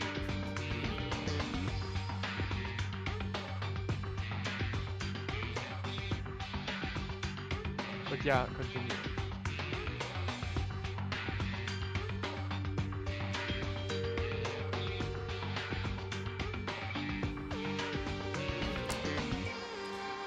Not that murderers ever deserve forgiveness, but him killing one of our close friends was absolutely unforgivable. Yeah, I feel the same too. But how am I supposed to take that one of us is that cruel, cold-blooded killer? So? What do you mean by so? Can't you think? Now's the time to say it. You know, the identity of the culprit. Do we have enough information at this stage to speculate who yes. the... Yes. The I mean, culprit? Okay, well, don't say anything. Didn't you solve everything you need to? The fact that the culprit is a man. The way he hanged the body without entering the restroom. How and why he called Kiyoka Maki and killed her. Isn't the culprit fairly obvious at this point? well, while we did figure out most of the major details, I don't believe we ever brought up that matter before. Jeez, you guys still don't know. How long are you going to make me wait here? I think my legs are starting to hurt. How about you say it yourself if you know so much? Ha! Why should I? There's people like Tsurugi Kinjo out there anyway.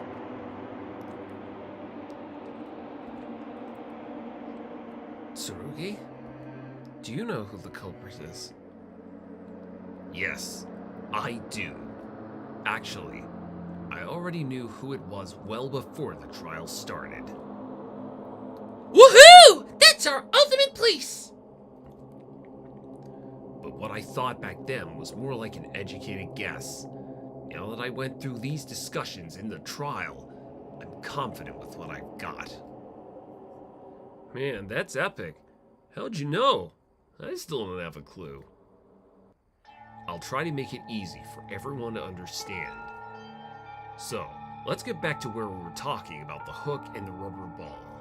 You all know how the culprit used them, right? Of course! The culprit tied a rope to the rubber ball and set it around the pipe a few times, then threw the hook on to secure the rope.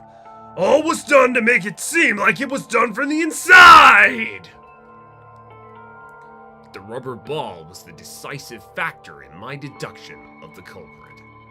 Do you remember Yuki explaining earlier that the rubber ball burst because it couldn't overcome the pressure? It was probably due to the accumulated damage from the repeated collisions with the wall. Oh! Repeated collisions! That just gave me an idea. Rumble Dog! And hello. here's the question. Oh, Rainbow Dog! Are you finally I'm here? Blue. I'm Blue. Hello, Blue. Evening, Bat. You arrived. You guys, you arrived at just the right time. We're just about to reveal who the culprit is. Weird. Yeah, you missed the sort of 105 minutes of preamble, but it looks like we're finally getting down to the wire now. See. So, Rainbow Duck, if you will. And here's the question. How much pressure do you think is needed to pop a rubber ball? Well, it will depend on what kind of... It'll depend on which kind you're talking about, but probably a lot. Yep, I tell ya, summing your thoughts too easily will be worthless as a bouncy ball. That's awesome. Right. Normal levels of pressure can't leave a single scratch on it, much less make it burst. But the rubber ball still burst, just by bouncing a few times off the wall. Okay, I know who the culprit is now. That's kind of strange. Was the rubber ball old? Hey, Blue, do you want to be Kakuru? It's okay, you don't actually have to scream or shout if you want. Just give him a voice that you feel is, that you're most comfortable with. Okay. When I saw the rubber ball, it was still glossy and shining all over despite its condition. I dare say it was brand new. Is that when you saw it before or after it was thrown? Anyway, I'm not done yet, but I didn't place emphasis on this earlier. Think about it. Would it be easy to make a ball go over the pipe, through the little space between it and the ceiling, bounce off the wall, and roll back towards the entrance?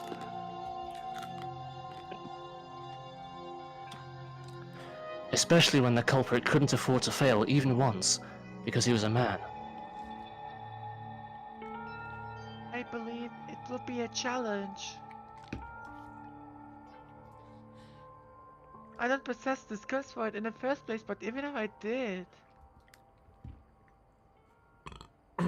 but I won't be able to do it because of the pressure.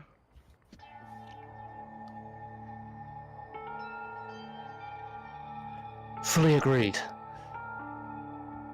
But the culprit chose to take that challenge, and succeeded nonetheless.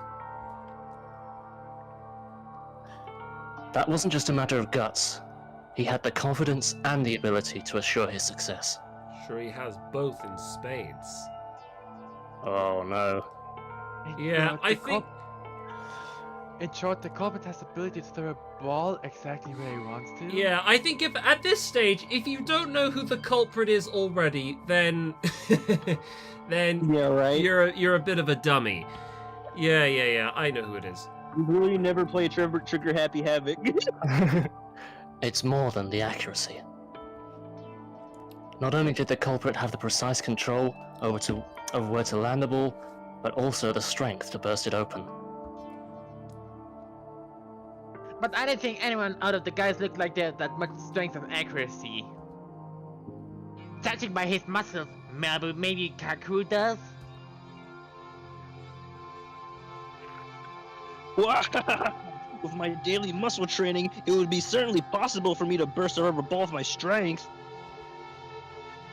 However, just to be clear, I cannot be the culprit! I can't even score a goal right below the basket! Then how did the killer pull off those tricks? Was he secretly the ultimate baseball player? Isn't that right, Leon? Leon! Isn't that Balls. right? Stupid, stupid, stupid, stupid, stupid, stupid, stupid. Going to end this killing game. No. I think you guys are missing something. I said the culprit made the rubber ball go over the pipe, not through it. Huh? How can you make the ball go over the pipe without throwing it? It's Pikachu. Wait, I think there's a way. How do you do that, Superpowers?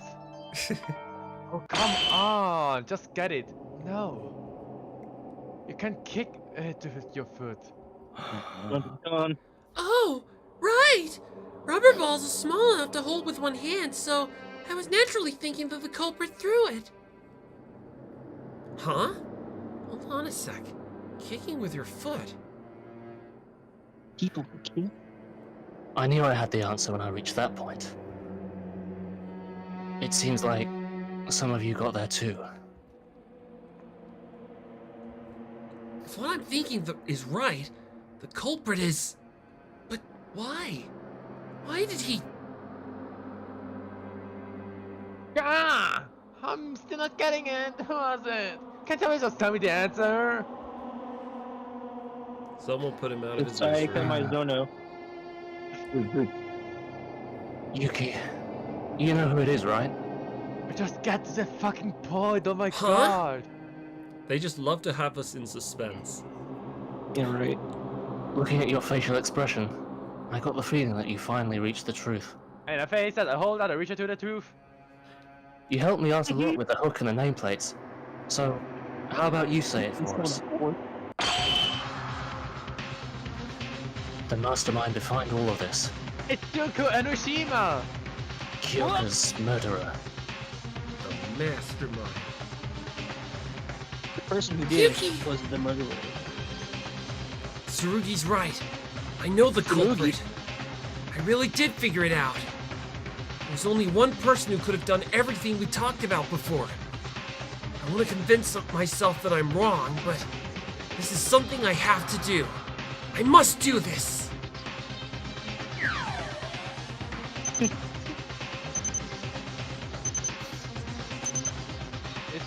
I know, it's Kiyoka Maki. 犯人は君だ。 Oh my gosh. The person that came up with this Weeaboo. plan and murdered Kiyoka. Mitch! It was you, right?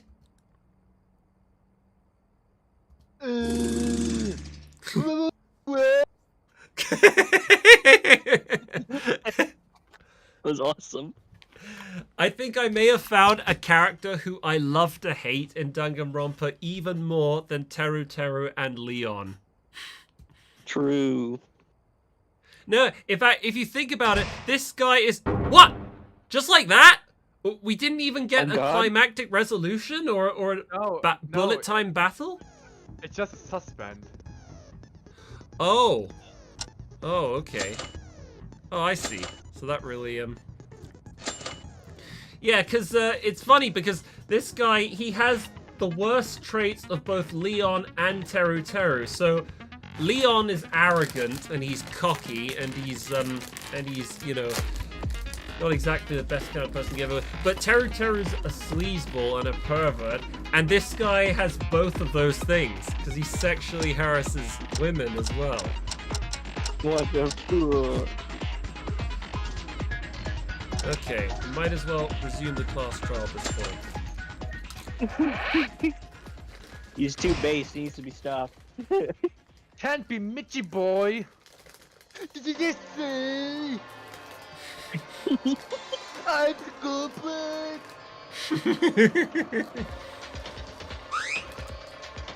What? Mitsuhiro? Hey, hold on. How does that make me the culprit? I can't not laugh when I hear your voice, Beckham. This is the best. None of the guy. Oh, hold on. Let me just finish these crisps I'm eating.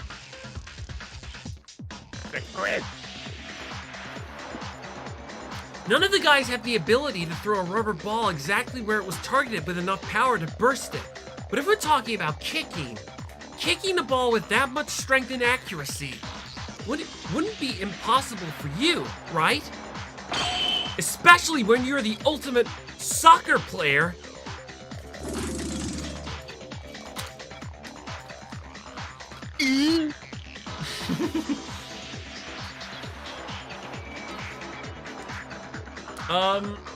Nero's talent was said to be almost on par with that of many professional soccer players. And yeah, by the way, smartly stupid, I agree. Yeah, the way Bakium's stupid jerk voice from Mitch is absolutely hilarious. Wait, hold on, what? It makes sense for an expert like him to handle a much smaller and lighter ball with such ease. Wait, what? Smartly stupid. I swear the way he makes... Wait, hold on. For some reason, you just think this game is Cyber Danganronpa V3 VR.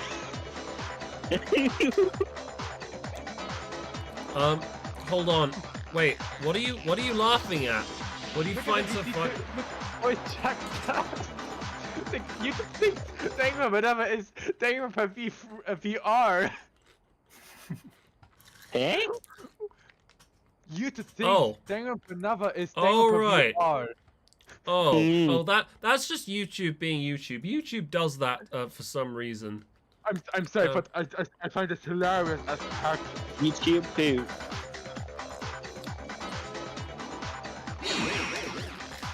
No! Run!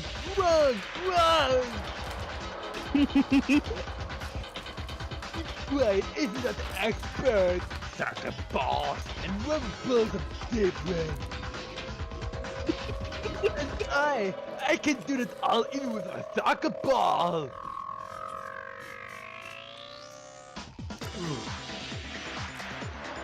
Mitch, but you did that thing in Fuji TV's The Masters Challenge. You were the special guest for the game when all you had to do was dribble all kinds of balls and land it on the target. Didn't you have no problems with the rubber ball there? You even did it with a freaking pea! Oh, okay, well that pretty much settles it. What? Nani?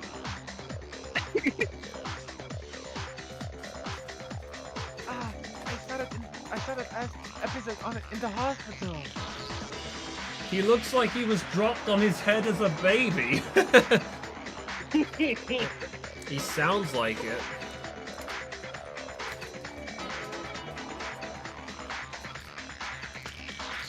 He even got a go with a soccer ball, then he did the same with ping pong balls and shuttlecocks.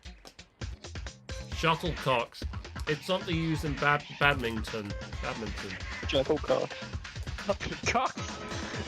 And one of those large exercise balls, I believe. But probably do it with a baseball, basketball.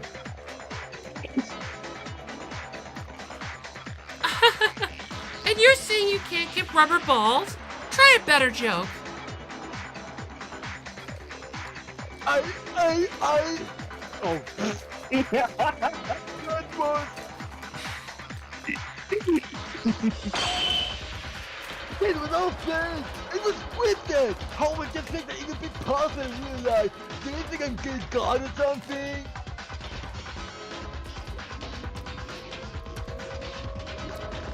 Whoa! Big scandal alert! Mitch, are you really the culprit? Hold on, I'm just gonna wash my hands quickly. Yeah, never me.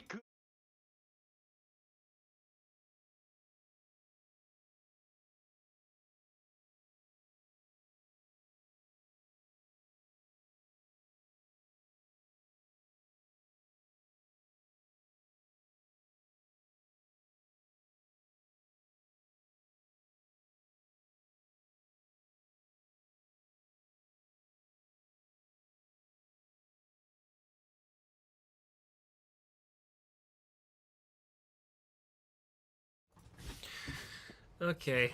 No. I'm pretty sure everyone can hear your voice, Bacon. My audio routing doesn't normally have any kind of problems.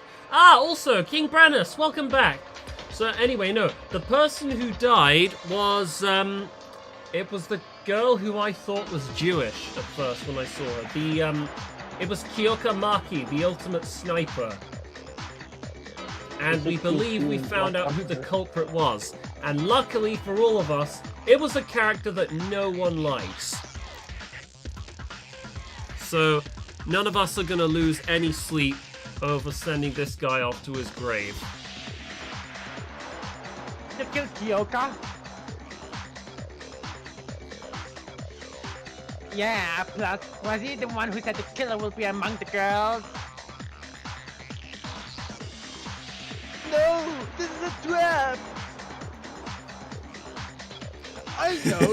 Look at the culprit! He's trying to accuse me with no evidence whatsoever! Galaxy Brain 1 zillion IQ response.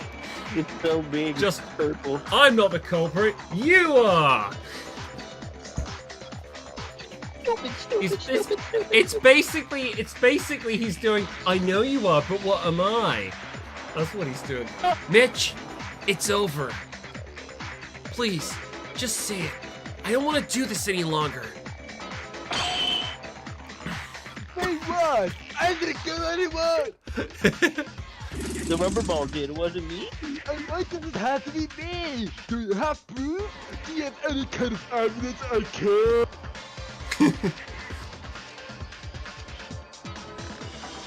Mr. Green, I thought you would arrest like this if you're the culprit. And you seem able enough to perform the trick using the rubber ball that you can mention.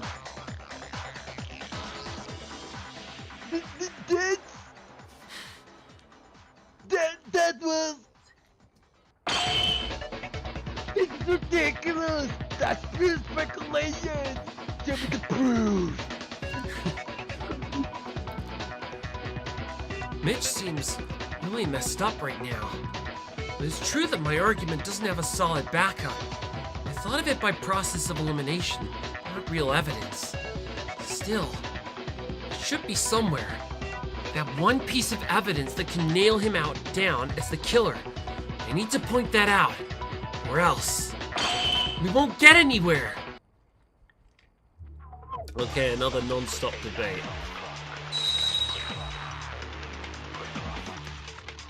Okay, let me vote Mitch through this one, please.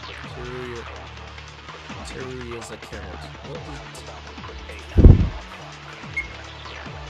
Show me the evidence! I can easily prove myself not guilty, you know! Is there evidence that I put the note in Creaker's room? How is it from the accused board? Where's evidence that I hate Kiyoka? You can't say anything of this for sure. Am I wrong? Now stop bothering me! Well, too late. You've just given us the noose with which you'll be hanged. Huh? I think something Mitch just said doesn't fit in with our current knowledge of the case. I don't remember us talking about where the tools came from, but how could he say something like that?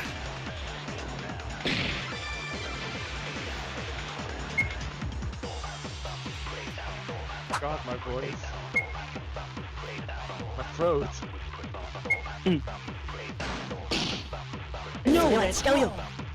No, that's wrong!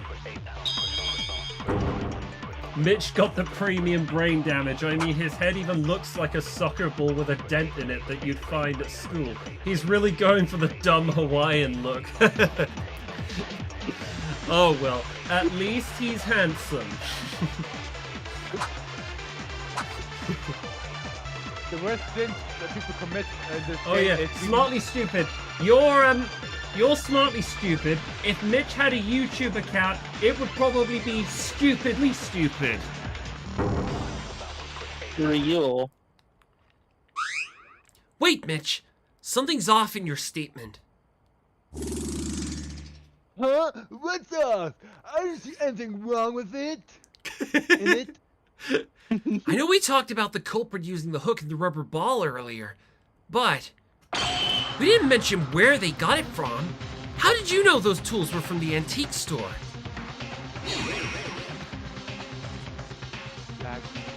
What? Because that's where most of the tools are? Yeah, I just thought the antique store was a good place for them to get it from. Personal opinion. Persona. That makes zero. Sorry. You normally find hooks and rubber balls in the storage, not the antique store. Yeah, that doesn't the gym have loads of balls too? Ball.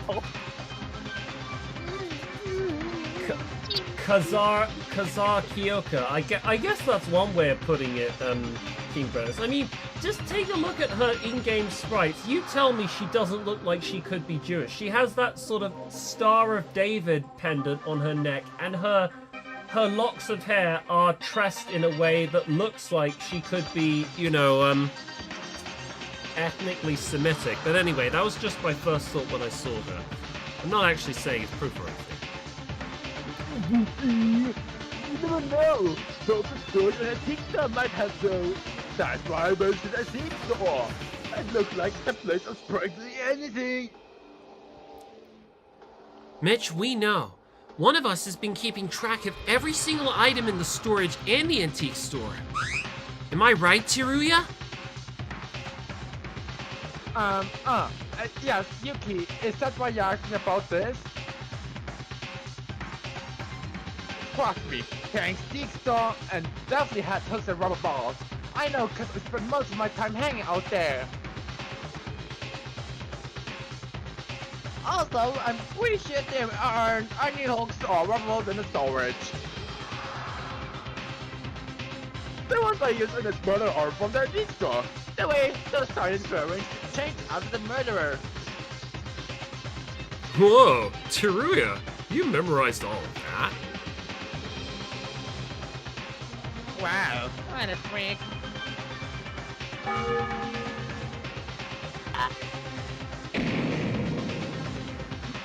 Shut up! It's just coincidence, and you didn't show me proof. Show me evidence, tangible evidence, not just stupid kisses. I'm just buying it. You take this to the wrong person. Jeez, can't you be a man and just say you did it? Hey, Mitsuhiro, will you admit it if we show you evidence that you're a culprit? Tell them, Naegi. No, I'm not culprit. It doesn't matter. You can say I did it. Oh God. Hi, Vlad Roblox and 2012 Earthquake.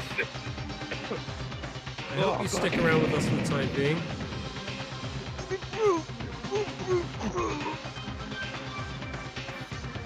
Oh God. If he insists, we should probably show him. Yuki, show him the proof you have. Huh? I have the proof? Be patient and think. You do have the proof. You even showed it to us a while ago. I showed the proof to everyone? Is he talking about... I see. I didn't think about it back then, but that can certainly kneel Mitch down. I've got to show him what that is! The Terminate Talk shooting is about to begin. Would you like to hear more? Brilliant name. In the Terminate Talk shooting, you must overturn your opponent's baseless arguments by shooting them down and ultimately come up with conclusive evidence that can silence your opponent. When your opponent's speech bubble appears, you can press Confirm, Z, enter space to destroy it. If not destroyed, a speech bubble will eventually disappear and inflict some damage to you. Every speech bubble has a certain amount of health represented by a number of objects at its top. If you're out of ammunition, you need to replenish it before shooting again. Press shift to reload. Your opponent will take damage every time a speech bubble gets destroyed. If they're out of health, you'll be given a chance to deliver the final blow by combining words into decisive evidence. Be wary. If your health reaches 0, your influence gauge will take damage and must start over. Okay, here it is. Let's get started. Okay, another one. No. This is a trap! I'm not the kid! You dirty bastard!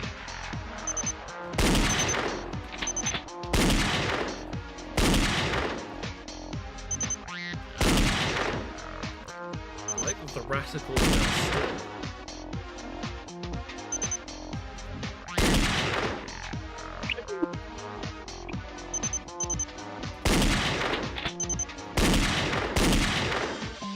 The generic gunshot. No. Oh, that made sense!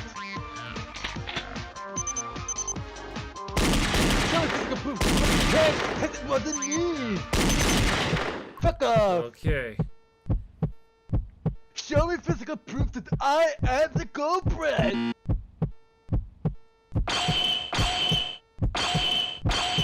This is 真実だ Karashika! The notepad Monokuma gave us. God, I'm crying. Sorry, Wachigario.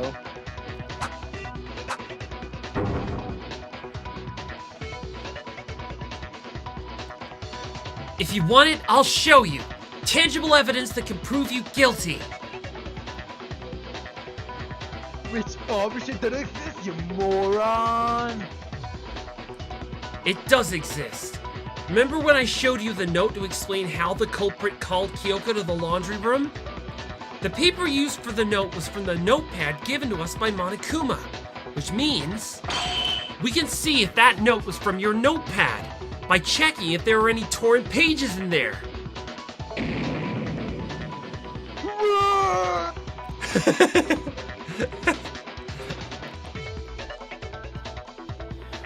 Well, Matsuhiro, here's the evidence you've been asking for. Hey, you! This evidence? Are you kidding me? We got those like a week ago! Anyone could've... Oh, my voice cracked. Anyone could have turned a page who knows what Oh god, my voice. Huh? Anyone could have used it? Then we can try matching Yuki's note with the torn section in your notepad. That way, we'll be clear on whether it was from your notepad or not. What? Hey, don't you think the culprit could have used someone else's notepad? How can we so shit that was lost my mind? All of our notepads are the same, aren't they? No way, idiot. The notepads were in the drawer in our rooms. How are you going to get one without the owner's permission? And if the owner somehow gave permission, even better. That would automatically mean the person who asked for permission is the culprit. Wait, I will earn that! Mitch, just admit it. I don't want us to keep fighting each other like this.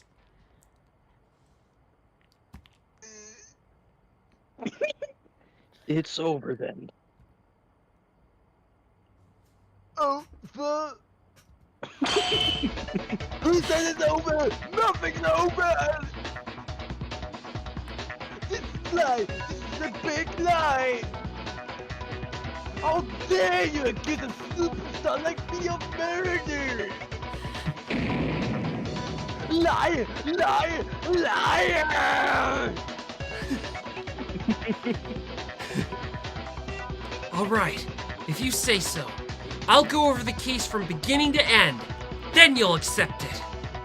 That you're the only possible culprit, Mitch. The closing argument is about to begin, and I suppose it may as well. You must recap the whole story of the murder case. Events relevant to the murder will be shown in the form of a comic, and your task is to fill in the blank panels with the correct picture. At the bottom of the screen are several pictures for you to choose from. Select one by pressing confirm. Afterwards, press confirm again on the blank panel to fill it in. You may also press cancel, S-X-Y, to cancel your selection. The game will automatically proceed when you correctly fill in every blank panel. You will not be penalized for wrong answers. There's no pesky time limits too, so take all the time you need. Let's see. Oh, I really could use a break for my voice. Oh god. Okay, so there's Act 1. Oh yeah, they broke the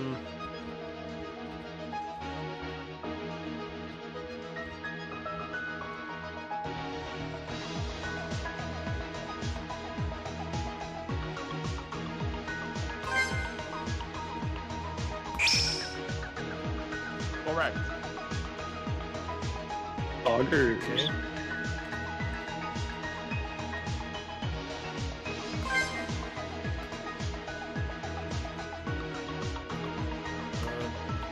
It goes here.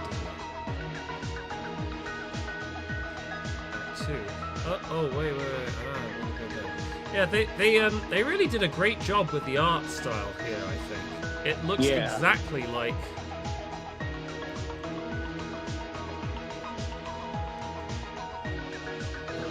Actually, this closing argument is still drawn from the old art style.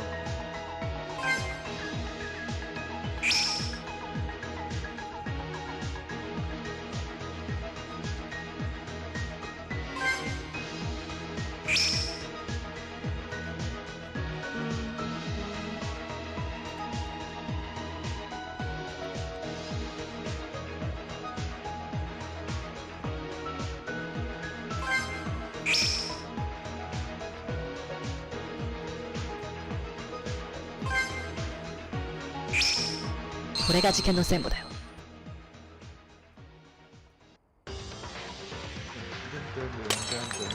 Crash! It all started last night. While we were all in shock by Monokuma's motive, Kiyoka, Haru, and Satsuki decided to hang out together to distract themselves from the stress. They ran around in the hallway until Haru accidentally broke two of the nameplates on the wall. What? Those two nameplates belonged to Kiyoka and Tsurugi. Haru was panicking over breaking school property when Monokuma showed up to give him a warning. He didn't punish Haru since it was an accident, instead ordering him to replace the broken nameplates with new ones. Huh? And here's where Haru made a crucial mistake. After a trip to the restroom, he got confused about where the two nameplates originally were. Mac. He finally chose to go with his gut instinct, which unfortunately turned out to be wrong. This is when Kiyoka and Tsurugi's nameplates were switched around. Haru went to his room right after putting the nameplates back, and the nighttime hallway was left empty. At this very moment, someone had decided against going to sleep and was out in the hallway, secretly heading somewhere.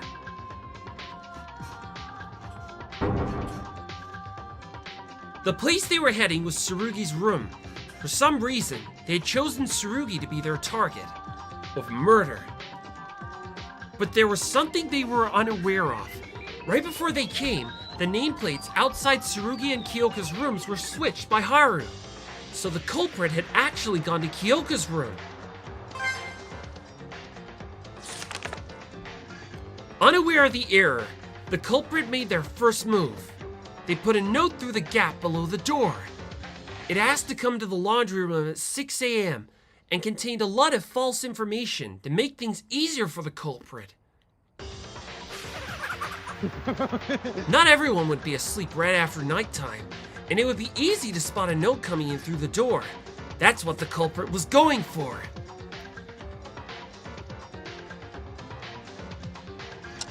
TikTok.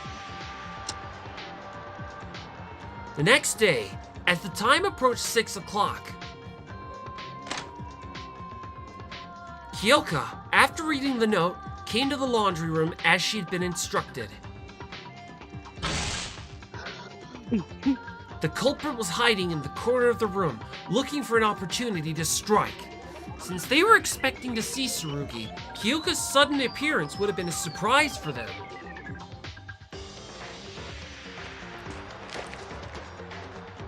Kiyoka continued forward, oblivious of her fate.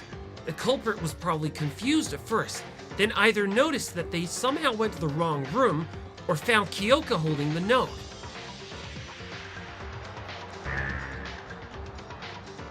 They likely had a plan in mind, and changing the target meant they had to risk ruining everything. But there was also the potential of being found out and facing the aftermath if they let her go. At last, the culprit decided to change their target. They had already had their weapon ready, and it looked like they would be discovered anyway. Meanwhile, Kiyoka was wondering why no one was in the room. Still unaware of the presence of the culprit, she was left vulnerable to their attack.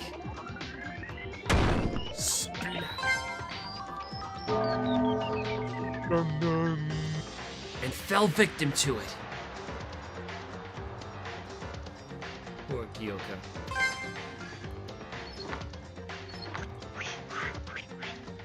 After the murder, the culprit wiped off the blood from the body to conceal any evidence of murder. Because it was done almost immediately afterward, Kiyoka's clothes didn't get any blood on them. However, they weren't able to take care of the large blood stain on the floor. Maybe because they were in a hurry or they just failed to see it. The blood stain played a huge role in revealing Kiyoka was murdered in the laundry room. I think the culprit forgot about the blood stain while they were busy moving Kiyoka's body. They must have gotten in a panic since they already killed someone that wasn't part of their plan. The culprit first carried the body over to the girls' restroom. Their purpose was to take advantage of the fact that students aren't allowed to enter the restroom of the opposite sex. That's when the culprit found the pipe on the ceiling of the restroom. The culprit decided to make use of it and went to the antique store to get the needed supplies. They did all this while leaving the dead body lying there? At 6 I guess it's good for them that no one was around. It was less than an hour before the wake-up announcement, so they were probably in a rush. The tools they chose were a rope, a hook, and a rubber ball. The culprit first tied the rope around the rubber ball, then thought of a certain way to hide their involvement. Their idea was to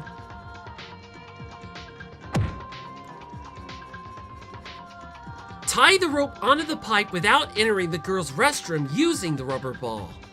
Since the culprit was male, they were unable to enter the girls' restroom. Monokuma had previously announced that anyone who sets foot in the restroom of the opposite sex will be shot by the machine guns. But thanks to the fact that the restroom entrance was open with a wall straight across, the culprit was able to tie the rope to the pipe using the elasticity of the rubber ball. It was a risky move as the culprit wasn't able to step inside to correct any mistakes, and making the ball bounce right through that small gap seemed nearly impossible. But the culprit was confident they could do it, and that's because the culprit was the ultimate soccer player. This was because, as the ultimate soccer player, they had absolute mastery over all types of balls. Oh, I bet they did. The rubber ball bounced across the room and right back to the entrance, just as they planned. The culprit repeated this several times to make it look as if someone tied the rope by hand. And this is when another unexpected event happened. They must have failed to adjust the strength of their kicks, because the rubber ball grew weaker and weaker after each bounce, until it couldn't withstand the pressure and popped. This caused the liquid inside the ball to be splattered all over the restroom, becoming a key piece of evidence. The culprit would have wanted to get rid of it, but they couldn't do it without going inside the restroom. The culprit nonetheless decided to go on with their plan. After all, they succeeded in tying the rope to the pipe, and the method they used was virtually unimaginable for a normal person.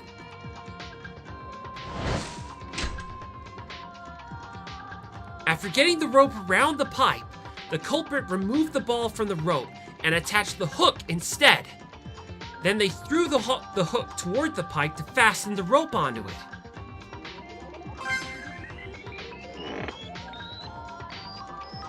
The other end of the rope that was left outside the restroom was wrapped around Kiyoka's neck.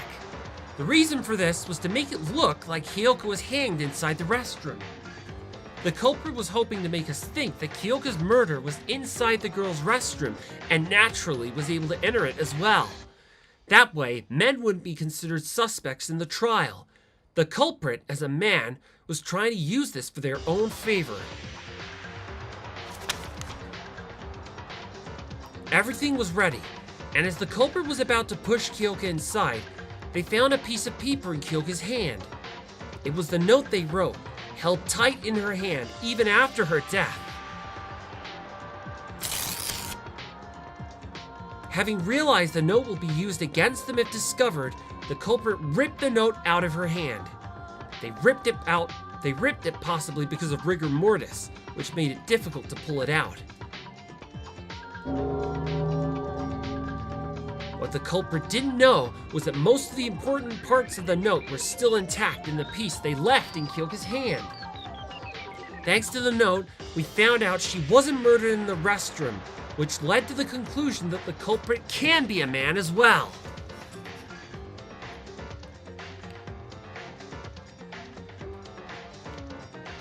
After getting over the risky part, the culprit tried to get rid of the hammer and the rubber ball.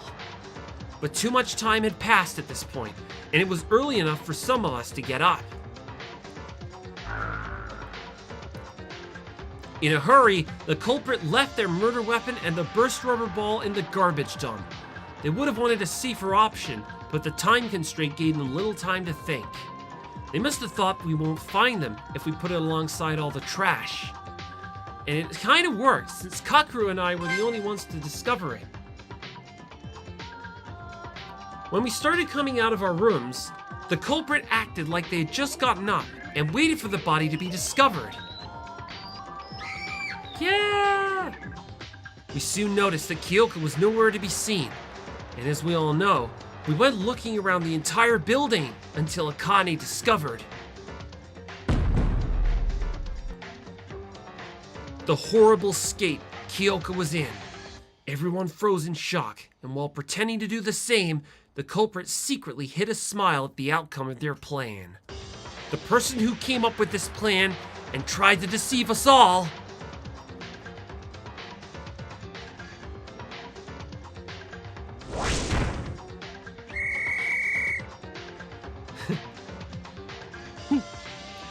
it was you, right? Mitsuhiro Higa!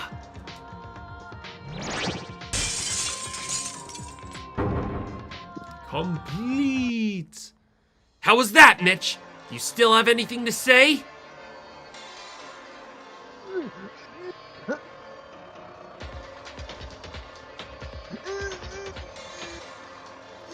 Oh, okay.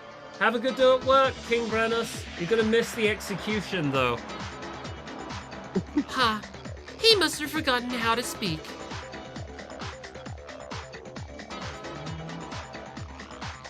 What kind of nonsense is that? This is dangerous.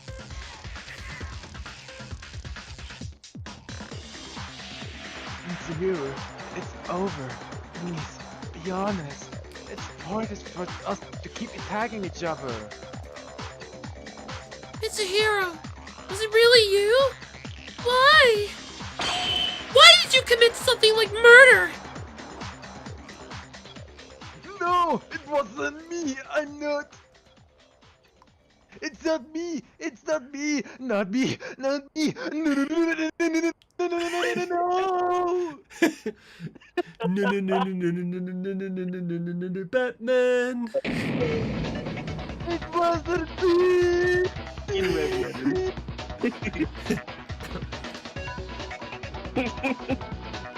Wow! This city is going all crazy! Oh my god! Mitsuhiro's totally gone wacko!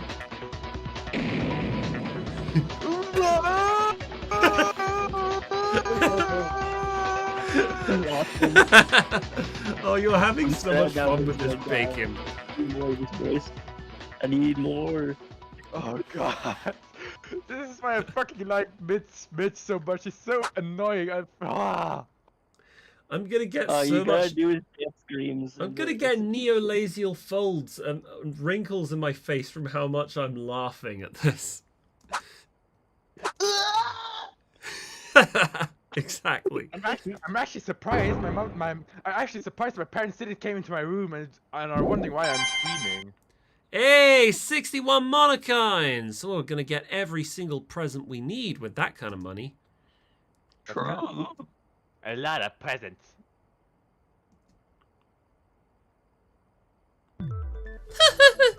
Huh? It looks like you're done! As the headmaster, let me say your discussions were packed with passion in a fashionable way! Passion and fashion? Are they the same? Are they different? Oh, who cares? You don't need any of those to live a good life anyway. So, let's move on to voting time! You don't need any explanations, right? Pick the person that you believe is the blackened! Everyone, make your choice using the switch in front of you! And one more thing, just as a reminder, triple check that you voted for someone. If I ever see a blank ballot, you know what happens! I'm sure none of you would want to be punished for something so trivial like that! Okay then, time to get excited! Who will be chosen as the blackened? Will you make the right choice or the dreadfully wrong one? What's it gonna be? What's it gonna be?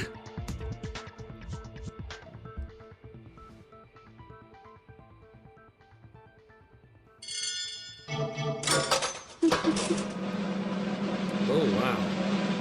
They animated this one very well. There you go, Deuce Brain. We gotcha. Stupid bitch. You stupid Mitch.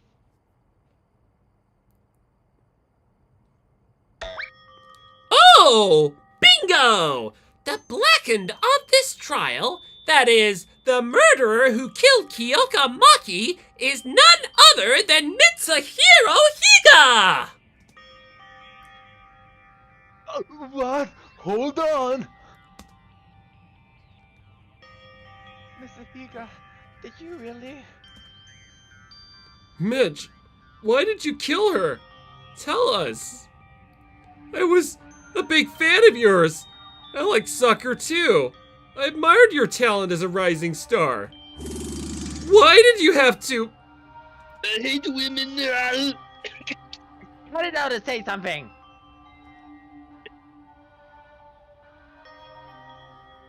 Fine. I killed Kiyoka Maki. Are you serious? He admits it. Finally. Mitsuhiro, assuming everything we found out is true, you murdered Kiyoka even though she wasn't your target. I'm not saying it was okay for you to set up a murder, but you could have quit and spared Kiyoka when your plan went wrong. Why did you do that? Why? Why were you so stubborn about killing someone? Kiyoka did nothing to you. Back. I just had to get out of here after watching this video. That video? Just as I thought. That is the only possible answer.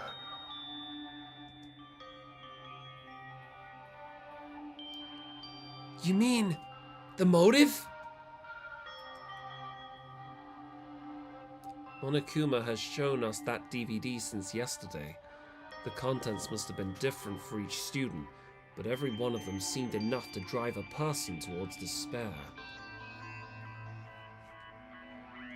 When I watched my video, I felt myself wrapped by a surge of emotion demanding me to escape here using any means possible. I even pondered the thought of murder. Mitch must have killed due to the same reason. The warehouse there is a crime. This is even a million apologies won't be enough for what I did. But I had to do it. I had to get out of this place, and for that I had to murder. Mitsuhiro, you bastard! I didn't know what you saw in your video. But can you even guess what was on mine? Every circus theater in the world being reduced to ashes, terrorists attacking FIFA headquarters, and world-class soccer players going missing. I did this all for soccer! What? But what about your family? Were they okay? On top of that, my home team was also...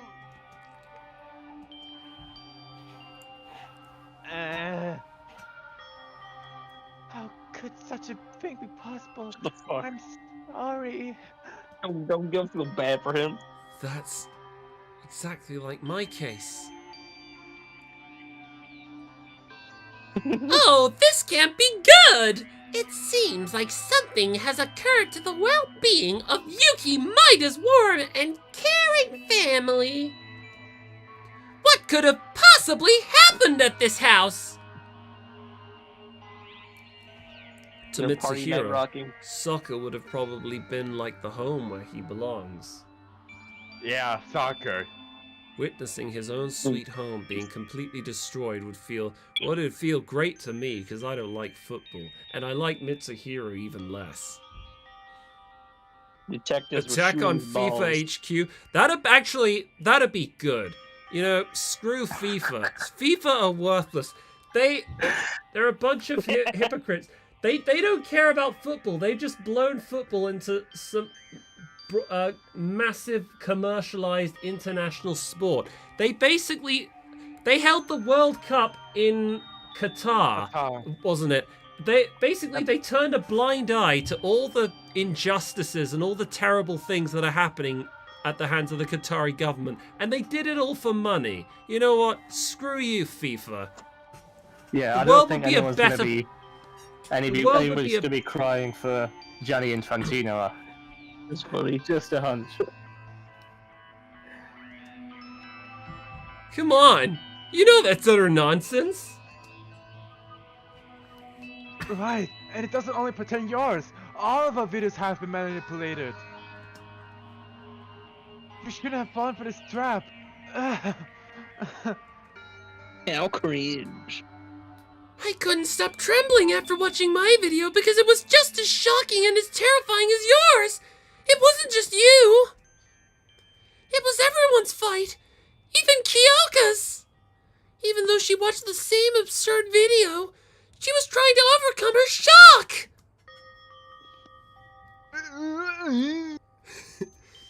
Too bad he has the IQ of a flea, so he can't think about things like that. I can't drip balls anymore!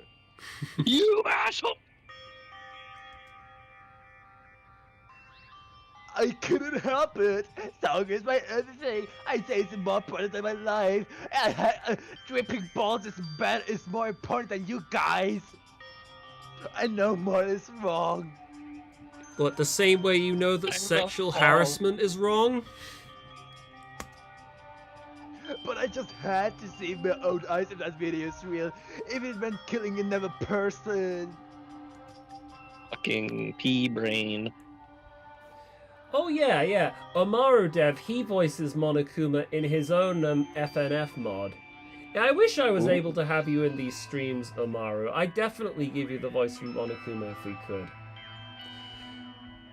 Maybe if you have your own streams on your own channel, I bet you'd have a blast voicing it with you and your friends. Let me ask you one thing. Suppose that your plan went without a hitch and you got out. What if you found that video was forged? Then what were you going to do? You heard about the class trial and the entrance ceremony, didn't you?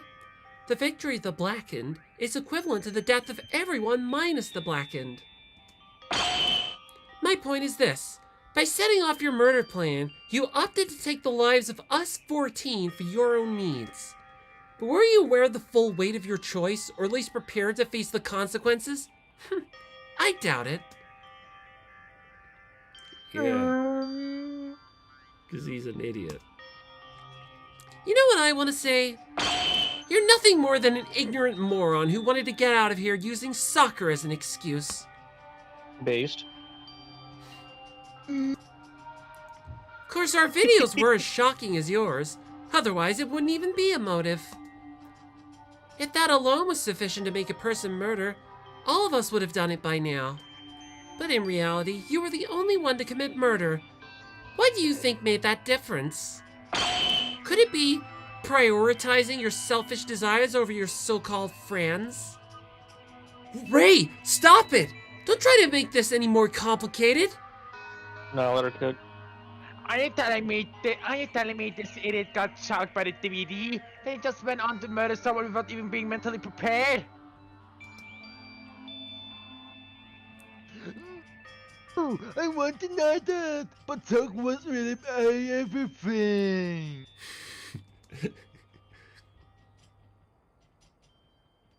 Actually, it was pretty well planned out. He even managed to come up with a complex trick immediately after murdering Kiyoka. Tsurugi being his initial target doesn't look like a coincidence either. You thought his talent would be an obstacle to your plan, didn't you?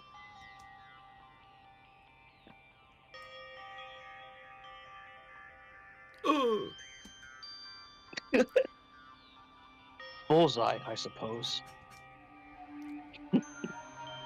Right. From the beginning, Mitch was willing to murder. Even without... Mitch was wiling to murder. Wiley, Dr. Wiley. Even without the motive. A malice beyond description. That's what took Kiyoka's life. But, so what? Does it even matter? Monokuma was the ultimate ringleader behind all this. No, it's a cop-out. Monokuma Mitch is the one who fucking drove drunk. Mitch to that point. Yeah, but Mitch was still a prick that nobody likes anyway. You know what, Mitch? Right after watching the motive, Kiyoka told me, Haru, and Satsuki this. Don't be an Murder, idiot. motives, anxiety, just push him to the side and have fun. That way we could all chill out and strengthen our bond. Kiyoka probably got the same amount of shock as you, but she was trying to overcome this situation by getting everyone together. If she had a chance to talk with you yesterday, things could have been different. Why? Isn't it so frightening? Who would have guessed that a world-class celebrity is nothing more than a bad-tempered coward? This is why you should never judge a book by its cover. No one would have ever thought the Mitch Higa would murder. No one would have ever thought the Mitch Higa would murder. What? What are you talking about? It's your fault. This entire situation, Mitch's murder, it's all your fault. How can you even say that? Aw, don't be so salty. What's done is done. Don't you gotta carpe diem? Oh, what's up with that attitude? If you're trying to fight me, give up! You'll probably end up hanging with your dear friend anyway. Besides, you guys don't scare me at all! Shut up, Monokuma. I don't know where you got the balls for that, but someday I'll bring you to justice myself. Tsurugi might be an exception. Gee, look how long you guys have been holding me back! We better get started! Started on what? The punishment! What else would it be? I told you! Punishment awaits the loser of the class trial! Punishment? You mean execution? Just give me a sec. Of course I'm guilty. I deserve death. I had a punishment. Now I can make up for my crime. But still, are you really gonna kill me? Sure, I can Kiyoka, but this is a bit different. Here is it too. You're gonna take my life. Oh, bro, it's not like you, what? How's it different, brother? I'm gonna miss this. I can explain. I really must be crazy. I'm sorry. I'll never do that again. I can rot in jail for the rest of my life. Just don't kill me. He sounds like Bob Dylan. I can explain. I really must have been crazy.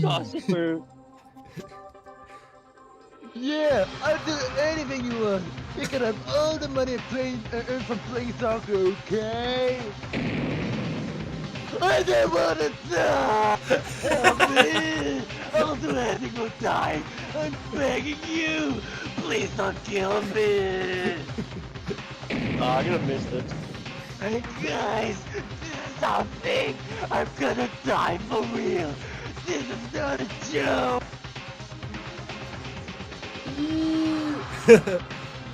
Notwithstanding Mitch's desperate cries, everyone turned their heads away from him, as they should, including myself. What is this?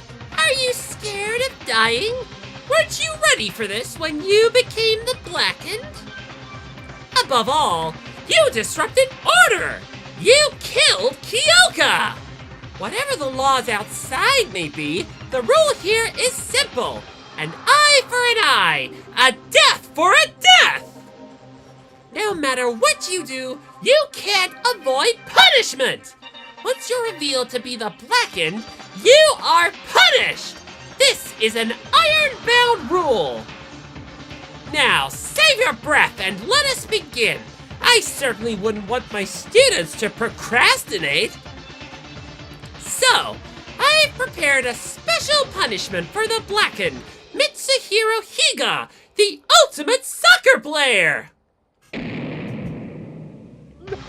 Go! Go!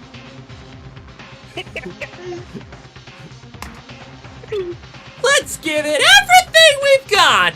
It's punishment time! No! Oh, God, voice crack!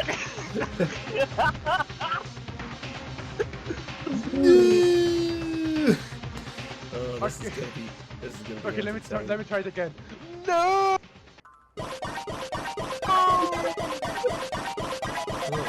Oh my God, I'm going to miss it so much. I had so much fun.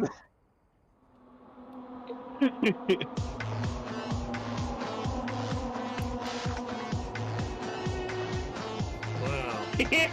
Yeah. They've so much of the art style idiosyncrasies. They've really got it down to a T. For real. Red guard. Yeah, that's a 3-match ban. Oh. Violent conduct. Moving. Kaede. Kaede deserved better than that. I agree. Oh. Balls. Balls! Oh no! They got him chained with giant bull. Oh god. Oh, they're gonna kick him to death.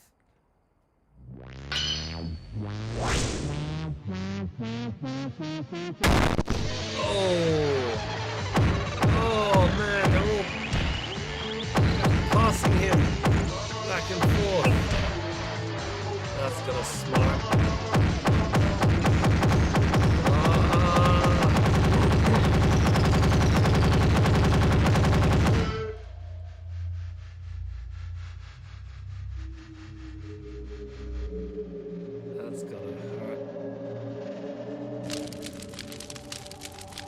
So they kicked him so many times that the stadium erupted into flames.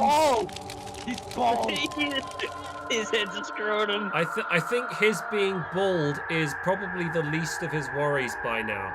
They exerted so much kinetic energy that he spontaneously combusted, as did basically the entire stadium and all the Monokuma football players that were playing with him. Yeehaw! That's it! Yes! This thrill! This excitement! You can only feel this at punishment time! Ah! Mitch is... Dad! It happened in an instant. Mitsuhiro Higa, who was alive and breathing merely minutes ago, now greeted us in death amidst scorching flames across the screen. Despair. That was exactly what came up in our mind. Mitsuhiro committed murder! Of course he was unforgivable! But this is too harsh! Do we have to keep doing this? I can't. Anyone please get me out of here! If you don't want this, don't kill! None of these would happen if you simply stopped caring about the outside. After all, it was Mitsuhiro's own selfish desire that led him to murder. You guys were the ones responsible for this. But how can we just forget about the old that world? It's impossible! Monokuma, what is your intention? What do you get from committing this heinous act? Intention? Intention? Intention? Huh? What is that? Sounds too hard for me. Nobody cares anyway. You don't have to know it. Just heed to my words and all will be fine. Besides, you won't understand a word even if I tell you. Not even the slightest bit about what's going on right now. A total waste of time, right? You son of a... Oh no! How intimidating! Well, case closed. The class trial is officially over. Everyone, rest in peace. Hey, wait! What? He's gone.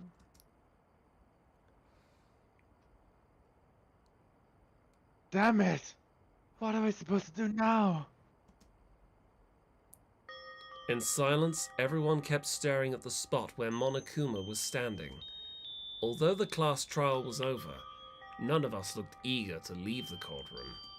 After losing 2 friends on a single day, well, 1 really, and realizing escape is still far out of reach, we couldn't help but freeze in despair. Everyone, we need to stay calm. If we lose hope here, we won't be able to accomplish anything. But my legs ain't moving. I will watch the execution. How are we supposed to stay calm when a friend has met such a terrible, horrible end? Friend?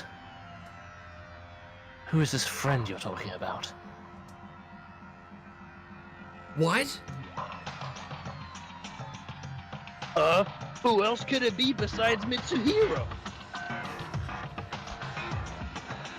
You're calling him a friend? I don't get it. Are you calling a murderer your friend? What's wrong with you? Tsurugi? Sure, Mitsuhiro killed Kiyoka and he deserved punishment, but he was still our friend for the past few days, right? Yes, he was. Now, He's only a criminal who got what he deserved for committing the worst possible crime on Earth. What's so surprising about that? You may argue that Mitsuhiro deserved the death penalty, but do you condone Monokuma's actions? Are you condoning Higa's murder? I'm saying! Yes. Monokuma killing him was also murder. Monokuma's a criminal worthy of death too. But letting Higa live would be just as absurd. There ought to be retribution for every murder. What the? Are you saying you're glad that Mitch died? Oh, Of course. No murderer has the right to live, regardless of how many they've killed. ooh, he's got all evil. What? Real spooky. Sure, Tsurugi had said he despises criminals more than anything else, and that his dream is to end all the crime in the world. Good luck with that. But still, saying he's glad for someone's death, even if that someone was a murderer, that's insane. Would you also say killing a murderer is acceptable? No way. If you kill a criminal, then you'd be a criminal too. However, wasn't Monokuma already a criminal to start with? When did I say I'll excuse Monokuma's actions? I'm just saying, Higa got the thing he deserved. I loathe that bear scum more than anything. But there's one thing he said I can agree on. An eye for an eye. A death for a death. That's my motto as a police officer. Lunatic. Isn't it a bit problematic for a police officer to say that? Why would it be problematic? I think the real problem is with the current legal system. I'm going to work hard to change the laws in this country. No, the entire world. I'll create a world where no one can dare to commit crime. So basically a fascist global, an extremely neo-fascist world order. That's why I need to get out of this place. Same goes for you all. Stop thinking about that killer and strategize on how we'll fight Monokuma.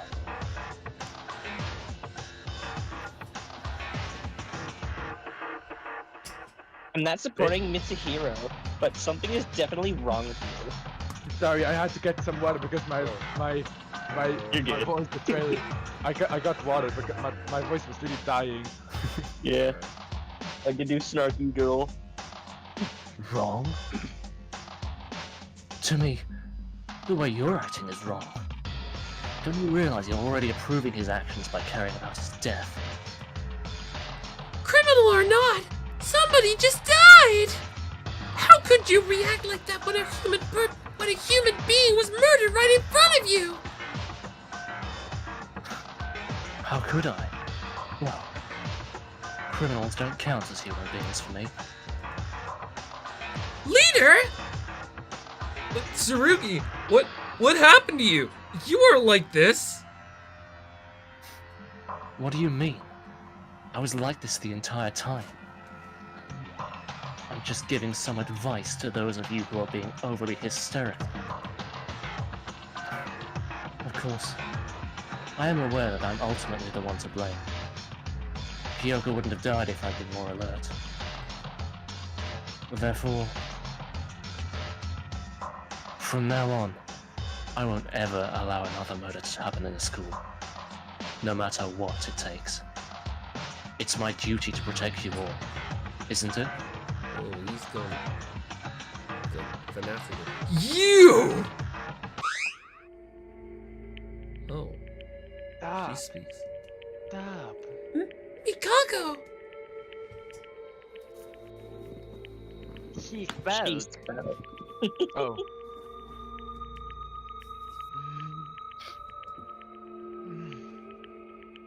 I'm exhausted. go to our rooms and rest. Calm down. We can talk again. Tomorrow.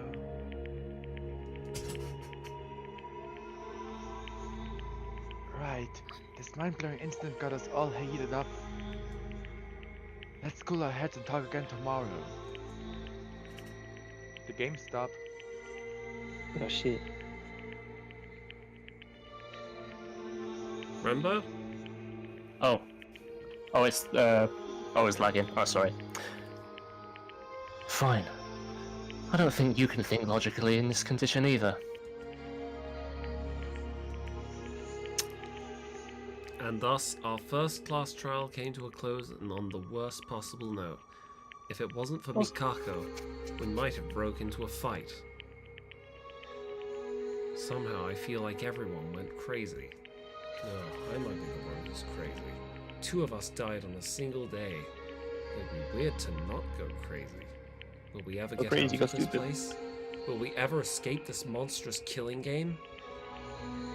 We took the elevator back to the school building and quietly dismissed ourselves. The atmosphere felt heavy, and a feeling of distrust seemed to pervade everywhere like it did on our first day. And distrust like the Danganronpa demo. Everything that happened today already feels like memories of a distant past. Surrounded by this bizarre environment, my sense of reality was slowly fading away.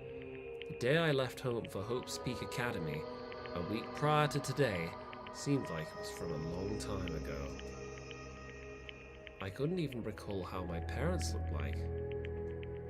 Like, my family. Ugh. Kiyoka. The trial. Mitch. Execution. Tsurugi. My brain drifted in confusion as these thoughts kept swirling in my mind. Nagito.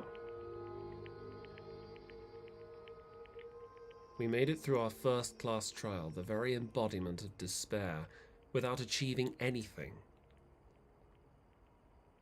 But this was merely the beginning of despair. End of chapter 1. Echoing despair. Personally, I think killing Mitch is an achievement, but you know. What's remaining? Actually, it's not an achievement, it's an L because now he can't hear the Mitch voice. It's now down to 13. Press any key. Rice and pepperonis, bitchy boy! Thank you for playing. You have reached the end of the demo. You may choose to save your progress here, which will allow you to continue from this point in future releases. Yeah, that's what we want to do.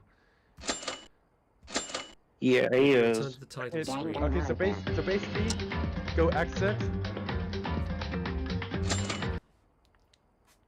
And now you have to pick now you have to pick 2.6. Yep. Yep, this one. To start. Okay. Alright, well, hold on. I'm going to wrap the stream off because I feel like this is the right time to do it. Yep. Yeah. Yeah. I've been streaming for a couple of hours. So, that was quite an interesting game with lots of twists and turns. I very much enjoyed it. Wasn't that emotionally invested in either of the characters that we lost, but I definitely felt my blood pumping through my chest as I played through this. It reminded me so much of how it was when I first played Trigger Happy Havoc again. So I'm very excited and stoked about this game. I'm having a great time so far. I can't wait to play through the rest of it, which I will hopefully do through the remainder of the week. So this has been another episode of Bat Streams. I'd like to give a special thanks to Bakim, Rambo Dark, and Blue for joining us in the voice chat, and also to everyone in the YouTube live chat as well. Smartly Stupid, Lainey May, who came rather late. I didn't get a chance to respond to your comments. Peter Gonzalez, and Amaru, who hasn't actually appeared in the live chat for quite some time now. So it's always good to see you again, buddy. So we will continue this playthrough tomorrow. You've been watching Bat Streams. Take care and good night.